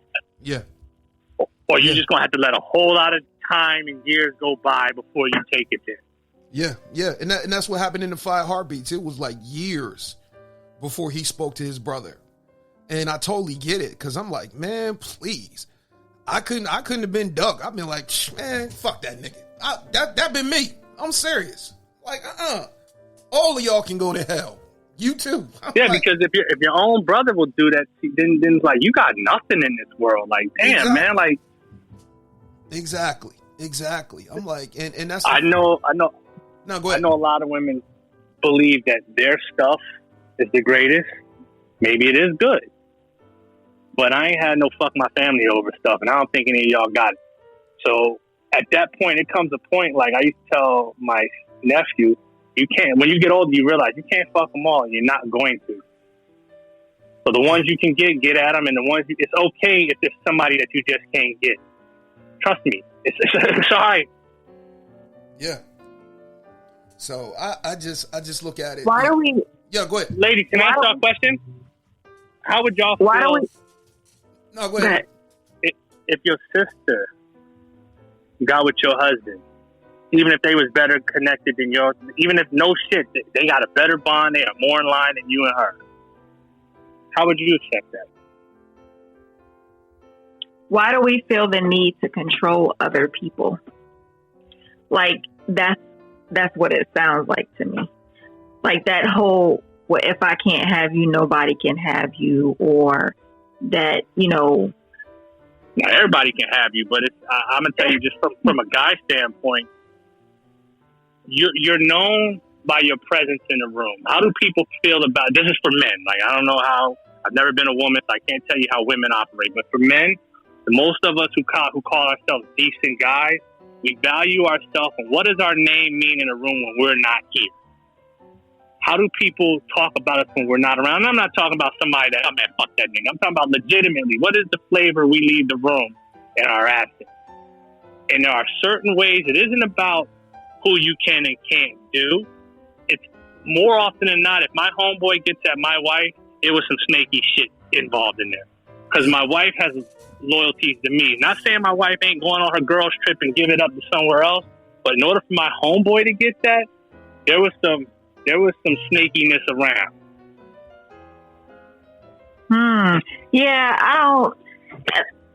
This whole thing about people needing to have control over someone else. If my homegirl and my man, right, are better aligned than me and my man, and they decide that they're going to be together, what the hell am I going to do about it? Then you and your man... What am I really going to do about it? I'm going to soak for 10 years, 15 years, 20 years because I'm upset because they got together. They were more better aligned. Then you and your man should end that relationship. Because if your homegirl is still creeping around with your man and that's supposed to be your man, there is a line in there. It's not like, we're not talking about some random dude you met on a girl's trip to D.C. You're like, girl, he's something else. I'm talking about, this is a man who you and him got a house together. She done came to the house. In theory, y'all done fed her from your plate. Like, y'all done nursed her boo-boos when her own man went upside her head and she ain't had nowhere to go. Yeah. There's a level of like, if they are better in line than you and him, then you and him need to dead that so that it's not a case of sneaking. Understood. And I've actually been in that situation. I've been in a situation where she came and ate my food and I treated her like a sister. And the whole time she was plotting to be with my man, right? She was doing things purposely to be with my man. At the end of the day, when things go down, you cannot put yourself in a position where you are miserable and I wasn't meant to be with that person. Whether or not they meant to be together, that's who the hell cares? Like, but let me say this. At that point, we weren't meant to be together. But at that point, it's not. So I'm speaking for the guys, fellas. If I'm speaking out of turn, pull me back. At that point, it's not about you and I as the couple. It's about he and I as men. It ain't got nothing to do with you at this point. Like I said, I wasn't mad at my ex-wife cheating on me with the dude. I ain't know that nigga. He got no loyalties to me. He was just a dude getting his thing wet. He didn't do anything he hadn't been empowered to do. He didn't make any moves that he wasn't allowed to. He held none of my secrets. Yeah. I concur on that one. Yeah, I concur. Now, and again, I'm not talking about some ninth grade. We go to the skating rink and you was couple skating with her this Friday and next Friday I couple skated with her. Now we all in each other's feelings. I'm talking about like you said, a no shit relationship where like again, it ain't even about you moved at that point. You know, my wife, our ex-wife, could do whatever the fuck God put her on this planet to do. But you. And again, I'm telling you, as a dude at 43 years old, if I met a man that was so cavalier to talk about, I remember I had to make a move on my homeboy girl, and we happy together. That's some shit he probably shouldn't tell me, cause he can only be but so close. Cause I'm like, yo, that was your people's, man. Like, I don't know, the bonds of brotherly love, maybe it is unhealthy. I don't know, but the bonds of brotherly love and fraternity, like, hey man, listen. Because you can have any woman you want in this world, but that's the one you went on, which more likely you had to like sow that, you had to plant that seed, you had to nurture that plant, you had to put work in there. Because I like to think that my woman wasn't so dumb to just be like, you my man friend, here you go. Yeah. I'll tell you, it's the interesting. person that you wind up being with is usually the person that's in close proximity to you, whether it's at work or, you know, you meet them through a friend. But it's a close proximity thing. You don't just wake up one day and be friends with somebody across the pond. You know what I'm saying? Like, it doesn't usually happen like that. Usually you find your mate in close proximity to the activities that you're doing or the people that you're with. And so it's not unheard of to, you know, hook up with your cousin's friend or, you know, whatever the case may be, because some shit is off limits. Shit is off limits. I agree. Because if you don't have any ethics, like if you move with no sense of ethics, then you're a wild card. And maybe in my 20s, I could hang out with a bunch of snakes and convince myself that they would never jab me in the back. But at 43, there's a thin line between believing and fooling yourself.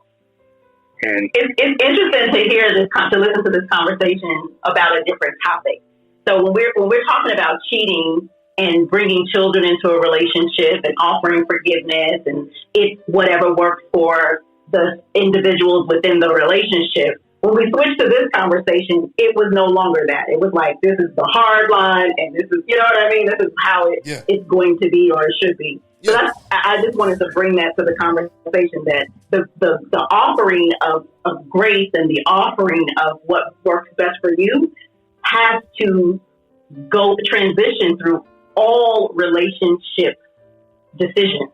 Because again, I know that there are people whose brothers have married, you know, their older brother who passed away wife, and they've been together 30 years, raising a family. Well, in the context of the religion, that's their own, like, so now we're looking at what they But have. not even religion. We talk about the regular old American, westernized, whatever. Hey, that ain't me. That ain't me. So no, I'm not saying it's not you. I'm just saying the grace that is offered in this type of scenario is like, no, this is bro code, right? You know, so let me do one better than bro code. I can extend the grace, especially at 43, and wish you all well. I ain't coming to the fucking marriage wedding. Yeah. Absolutely. And at this point, it's not about her. It's about, you're a snake, bro.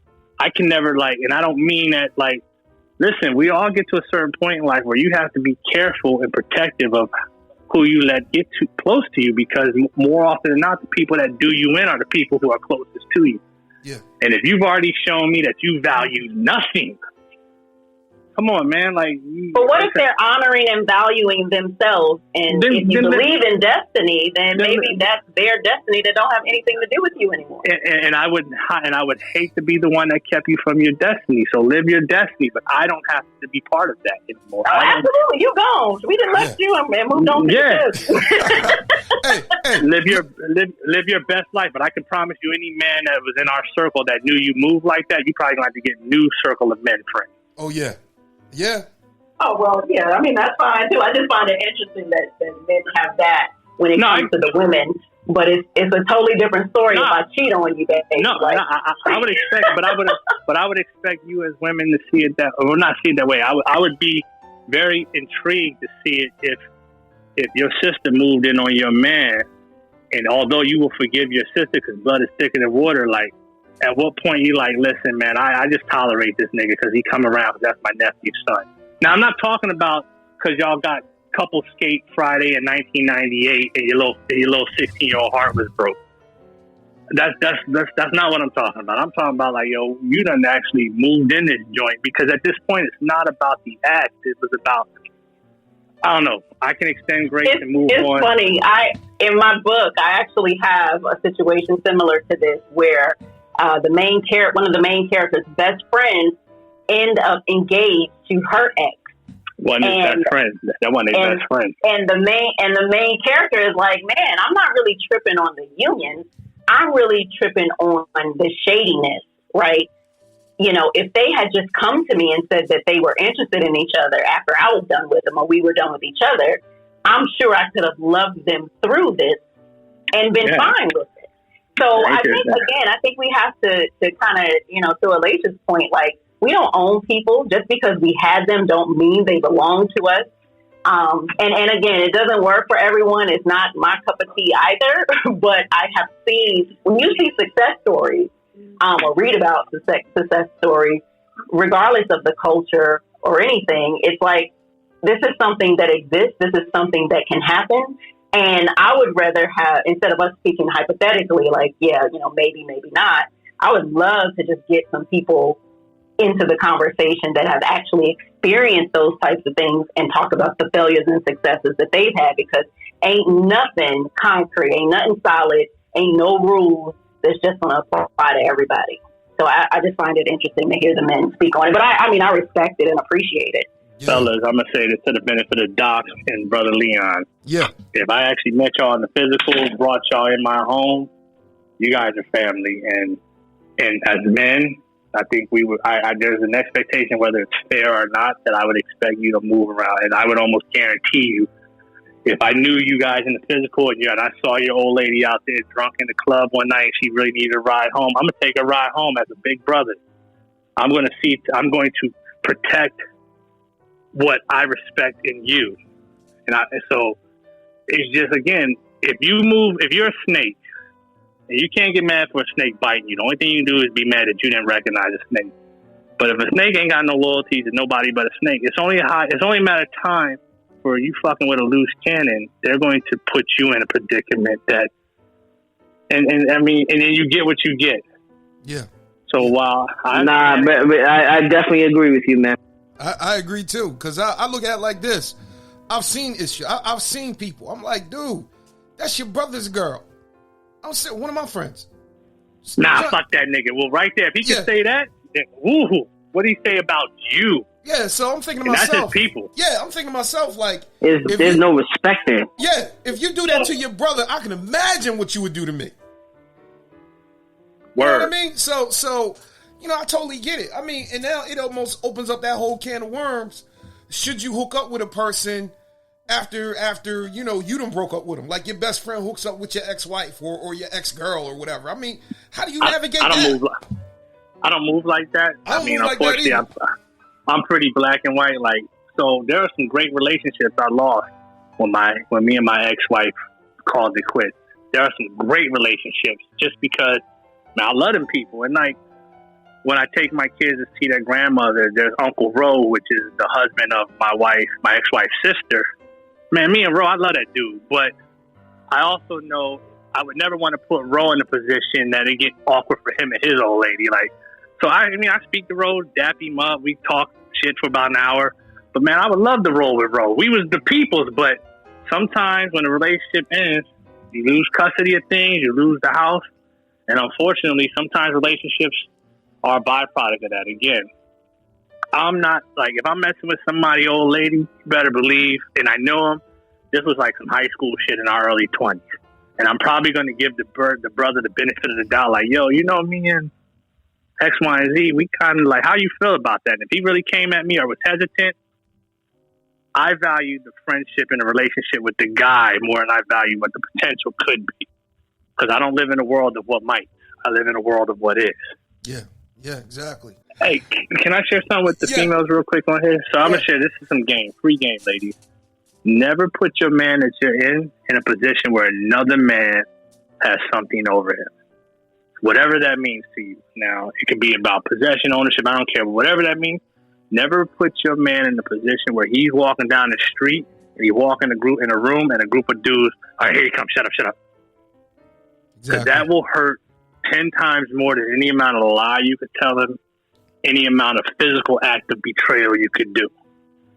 Because men are, maybe this is just how men work. We have our pride, or our balls in our word, pretty much our pride. Yeah. Respect. That's why I say men move in a world of respect over a world of emotion. So if you put your man in a position where he is no longer respected in his circle, you have done the ultimate betrayal. And if he's still with you, then he might have some other damaged issues about him, like some other things. But just as a general piece, whatever man you're dealing with, however you're dealing with him, as long as you keep it a buck with him, that's cool. But never have him where he walks in a room and a group of men be like, all right, here you come, y'all, shut up. Yeah, that's almost like women too. Well, yeah, I get it, but I'm hearing some of the differences, like the men are from Mars, women are from Jupiter thing going on in this conversation, where I think on some of these things we just look at it different because of how we move in the world. And most men move with a code of ethics and honor. Even if we're criminals, we still have a code of ethics that we move amongst ourselves. So where, we can extend grace to a lot of ways, but I can't extend grace to a snake. Yeah. Because a snake will bite me too. Yeah. And a lot of times he ain't even got to bite. He could just spit venom at you. We forget about that. So, hey, I want to go back to another movie. Remember The Family That Prays by Tyler Perry? In the part where vaguely. Yeah, in the part where my man found out that his wife was cheating on him with his boss, and he backhanded old girl and she flew over the counter. And the crazy part about it is that he was feeling like all this time you had me thinking it was me, had me thinking I was crazy, and come to find out it was you all along. And the crazy thing about that whole thing, Tyler Perry's character was like, dude, everybody been talking. And why is it at times, we can be oblivious to what is around us? Everybody knows that your woman's stepping out on you. Everybody knows that your husband's stepping out on you except you. Why is it a lot of times that we are the last ones to know? Is it by choice? Man, that was my story of 7 years, man. That is sad. Yeah. Yeah, so, it's like, why? How? How does it happen? Are we so focused on trying to please that person that we are oblivious to actually what is happening? Because I ain't gonna lie, a lot of people get caught off guard. Go ahead. Who's going to speak? No, I was just concurring with you, man. It's absolutely, you so blinded by your situation and trying and so laser focused on that, you don't see anything that's really giving you all of the red flags and signs around you. Yeah, exactly. No, you see it. You see the red flags. You just ignore the red flags. Nah, I saw the red flags in the beginning, but in the 7 years of the cheating, I never saw the red flags. When I tell you I didn't see them, it was not there. It was not there. When you talk about complete trust with somebody and you had no idea that when they were going out the girls' night, that's what they were cheating and creeping, you had no idea, you just did not know? No, I did not know. I didn't have the red signs in that one. So but that's also dealing with a narcissist and a very devious person, a person that's a highly manipulative person. You don't always have the signs. I'm going to say this because I believe you, and I've heard that before. And hell, I've been in that space as well. But I just believe as the divine beings that we all have something called, women they call it intuition in women. I don't know what they call it in men. And sometimes we don't know what it is. We don't know what we're feeling. We don't know what we're seeing sometimes. And a lot of times it's just that denial. We're not ready to face the music. Right? Now, Joy, I definitely agree with that. Absolutely. Yeah. So, a deep sense of knowing something's wrong. You just don't know what it is. You just don't know what it is, right? And so I think that is the lesson here, right? Like when we get those deep senses, those internal thoughts, those dreams, however we get our messages from the higher power that says, hey, pay attention over here, something just isn't right. That's the thing we need to focus on and tune into, because I believe that we all have that. We just don't understand it, or we choose to deliberately ignore it because we know it's just too much and we're not ready to deal with that type of pain. So, absolutely. I definitely agree with that. Or you'd be like me and was like, no, I married this, and I married it for better and worse, so I'm just going to go ahead and stay. And then you got to be an idiot, so God will knock you upside your head and make them leave. So then you're forced to face the music because you really didn't want to hear the music, although it's been playing in your ear the whole time. So yeah, I absolutely agree. Yeah. And I'm not at all saying that there's no shady and shady people in the world, because there definitely are some demons out here. But I think for the most part, we know what we got. I think a lot of times too. Absolutely. I think a lot of times too, while we're sleeping, because while we're sleeping, our mind goes through all of the things of the day, even the things that bothered us, but we just kept going because we had to get this done or that done or the other, right? But we noticed it. And so it sat in our subconscious mind. And then when we sleep, it comes to the forefront of our mind, right? Our mind is trying to rest. And it's bringing up all of these things of the day. So we saw that thing. We saw them put their phone away or push their phone away or try. We saw that slick thing that they did, but we let it go. And so then our subconscious mind say, no, remember that? Remember that thing that you saw? Yeah, you might want to look further into that, right? You saw what you saw. Yeah. So don't try to ignore it. Yeah. You know what I'm saying? I see what you're saying. Yeah. Hey, we have Chris right here. Hey, Doc, hold on for 1 second. Hey, Chris. Hey, Chris, how you doing, sir? Hey, Brother Leon and everybody. I see you got all the troublemakers on the line. I remember them from back in the days, boy. They can start some trouble. All right. So go ahead. What did you want to ask or what did you want to add to the conversation?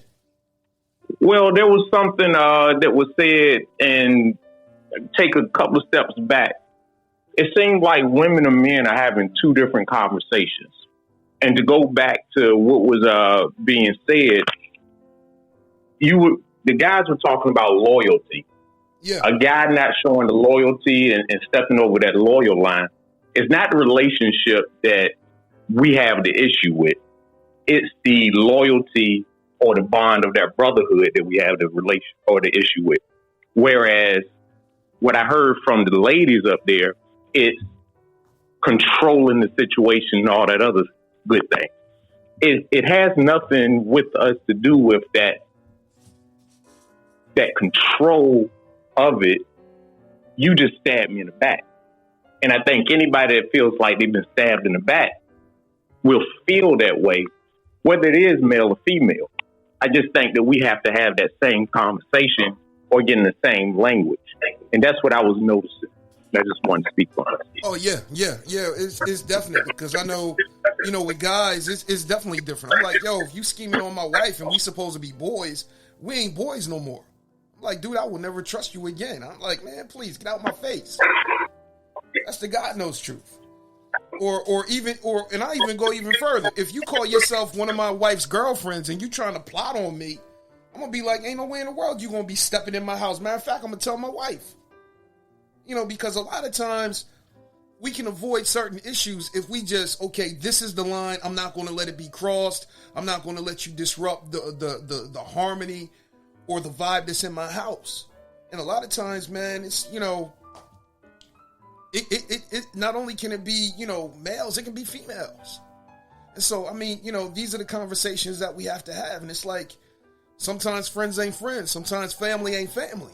Because I look at it like this. I'm like, I get the fact that, okay, if I die, okay, yeah, take up my place. But if I'm not dead and I swear that we got a good relationship and you my brother and you scheming on me, I'm like, yo, were we born from the same bloodline? Was you adopted? Was I adopted? These are the questions. And I get the fact that we don't own each other. I get that. But at the end of the day, I'm like, there has to be some type of respect that we have to have. But I think the one thing that I'm starting to realize right now, in this day and age, I'm like, I don't see that no more. I'm serious. It's like, man, please. It's like everything right now is fair game. I'm like, geez, I never seen guys like this. I never seen girls like this. They will, sleep with your man. They'll sleep with, your brother, his father. I mean, all this crazy junk, man. We see it on Maury Povich with Jerry Springer, and they making game in light of our issues and trauma. So I ain't gonna lie, man. This Clubhouse was definitely interesting. I know it wasn't like the last one that we had. Oh Lord, but I love everybody's perspective and everything. So I just want to give one last question, and then we're gonna wrap everything up. So let me ask you this: do you feel that even when we do cheat, can healing come from it if we've been the ones that were hurt by it, or we've been the ones that hurt somebody with it?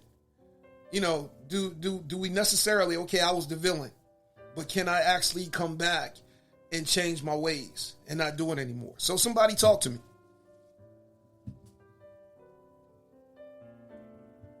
I posted something this morning that said, growth is a choice and it's not inevitable.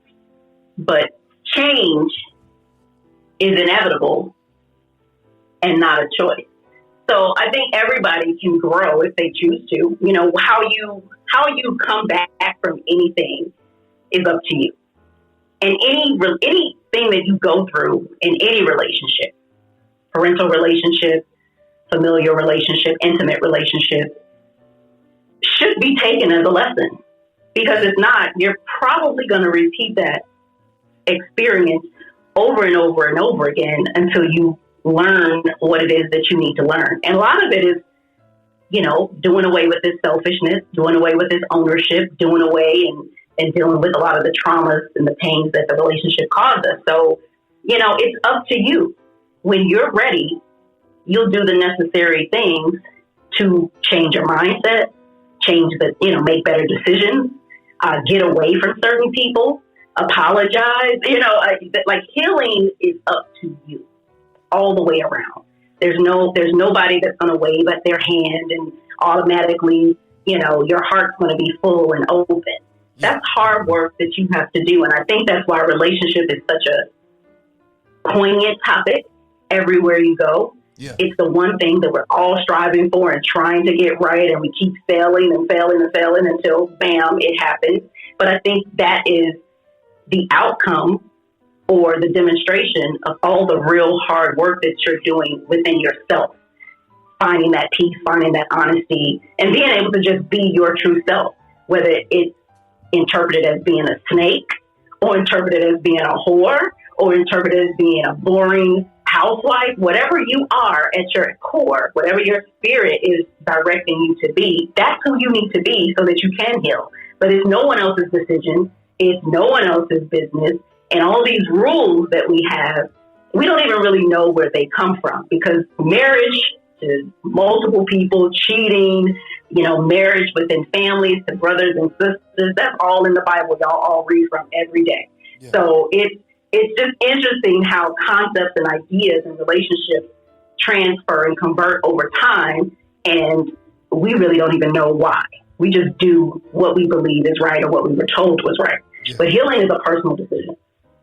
Yeah, definitely.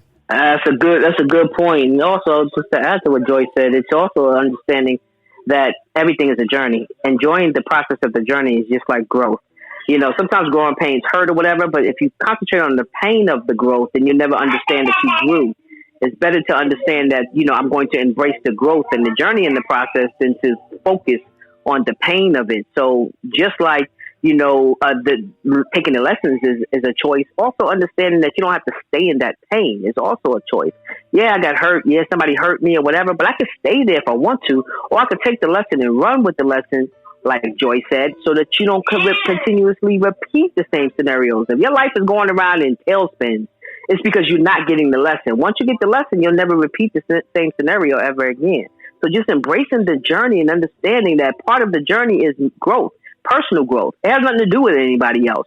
As I grow personally, my relationships will grow outside of me as well. I like that. Thank you, Doc. Thank you, Joy. All right, we can end this Clubhouse. Does anyone else have anything to add to the conversation before we end? All right, with that being said, I want to start at the bottom. So, hey, Joy, how can people follow you? How can they get in contact with you, get a hold of your book and everything like that? You guys can visit me at dysfunctionbook.com, or you can find me on all the social media platforms, Instagram, Facebook, and Twitter, by my name, Joy Atlantis. All right, thank you. Give you some applause. All right. Next to the stage, we have Alicia Bennett. Alicia, how can people follow you, get a hold of your products, get a hold of your books, hook up with you for counseling? How can people do all that? I am always having interesting conversations on my Facebook page at Alicia Bennett, and you can go to my website at aliciabennett.com and get all my books and products and classes and all that good stuff. All right. Thank you for that. All right, Dr. Danny Harris, talk to us. How can people get a hold of you? My website is www.doctor.com or Facebook Dr. Danny L. Harris, or Instagram or anything else. But if you go to my website, my link tree is on there. You can find me on all of the social media sites from there. All right. Thank you for that, Doc. All right. We have Miss Eden Adele. I'm going to start calling her the Sage. So talk to us. How can people follow you, get a hold of you for coaching? Because I ain't going to lie, you be dropping them gems. Talk to me. Thank you, sir. I am at www.getbacktopassion, all one word, .com. Or you can come and join my party on my Facebook page every day where we chop it up about relationship issues, good or bad. It's always interesting. So come and visit me on my social media too. All right. Thank you for that. So, hey, I'm going to ask you guys, can you give us like some words of wisdom in about 10 seconds or less? I'm going to start with you, Miss Eden. Can you give us some words of wisdom? Tell the truth to you about you. All right. And everything else can be negotiated. I like that. Let me give you some applause. All right, Doc, talk to us. Give us some words of wisdom, 10 seconds or less. Go ahead. To thy own self be true. All right, definitely. To thy own self be true. All right, let me give you some applause. All right, Alicia Bennett, talk to us. Words of wisdom, 10 seconds or less. Stop playing the blame game and be authentic. All right, definitely. Let me give you some applause. All right. And Miss Joy, talk to us. Words of wisdom, 10 seconds or less. You are responsible for you. Hold yourself accountable and mind your business. I like that. Mind your business. Well, hey, like I said, hey, I so appreciate you guys. And definitely the name fits us, the Love Collective. So, hey, that's what I'm going to be calling this every time we get together, the Love Collective. So, hey, I just want to say thank you for everything that you have brought to this stage. Oh, man, RL, he be rolling out on us. I ain't going to lie. I'm like, dude, man, you be rolling out. But anyway, I just want to thank you guys for this discussion. It was very enlightening. I think the one thing that I've seen the contrast is the language between, the men and the women and the perspective. And I love it because, it's so thought-provoking when you see, two sides and everything. So I just want to say thank you. We getting ready to end this room. And so, man, let's definitely do this again. So I want to say thank you guys. Seriously. Thank you for putting it together. Oh, hey, no problem. Yes, man. Thank you for having us, brother. No problem. So, hey, you guys be blessed. And we are going to end this room right now. All right. So that was the Love Collective.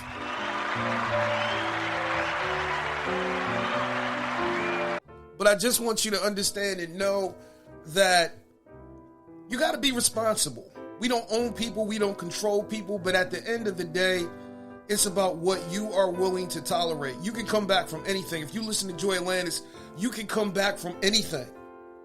But there has to be work that has to be done. And if you're not willing to put in the work, then you're not going to get the reward.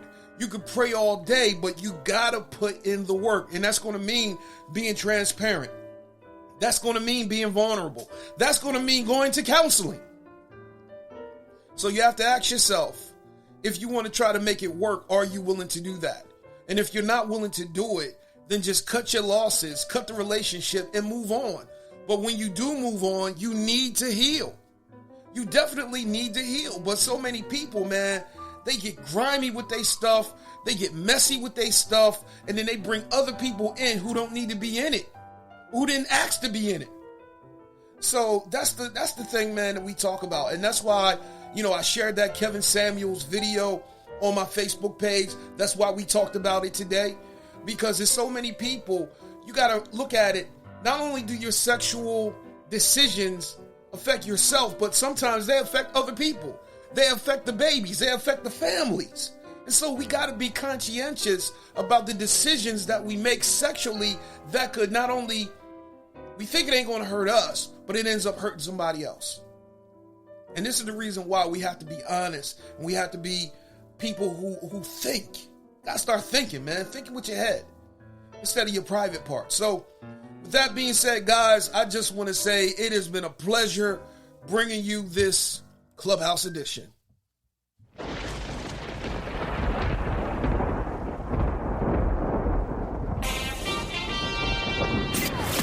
Walk in the truth that makes you free every day. Follow Brother Leon on all social media outlets.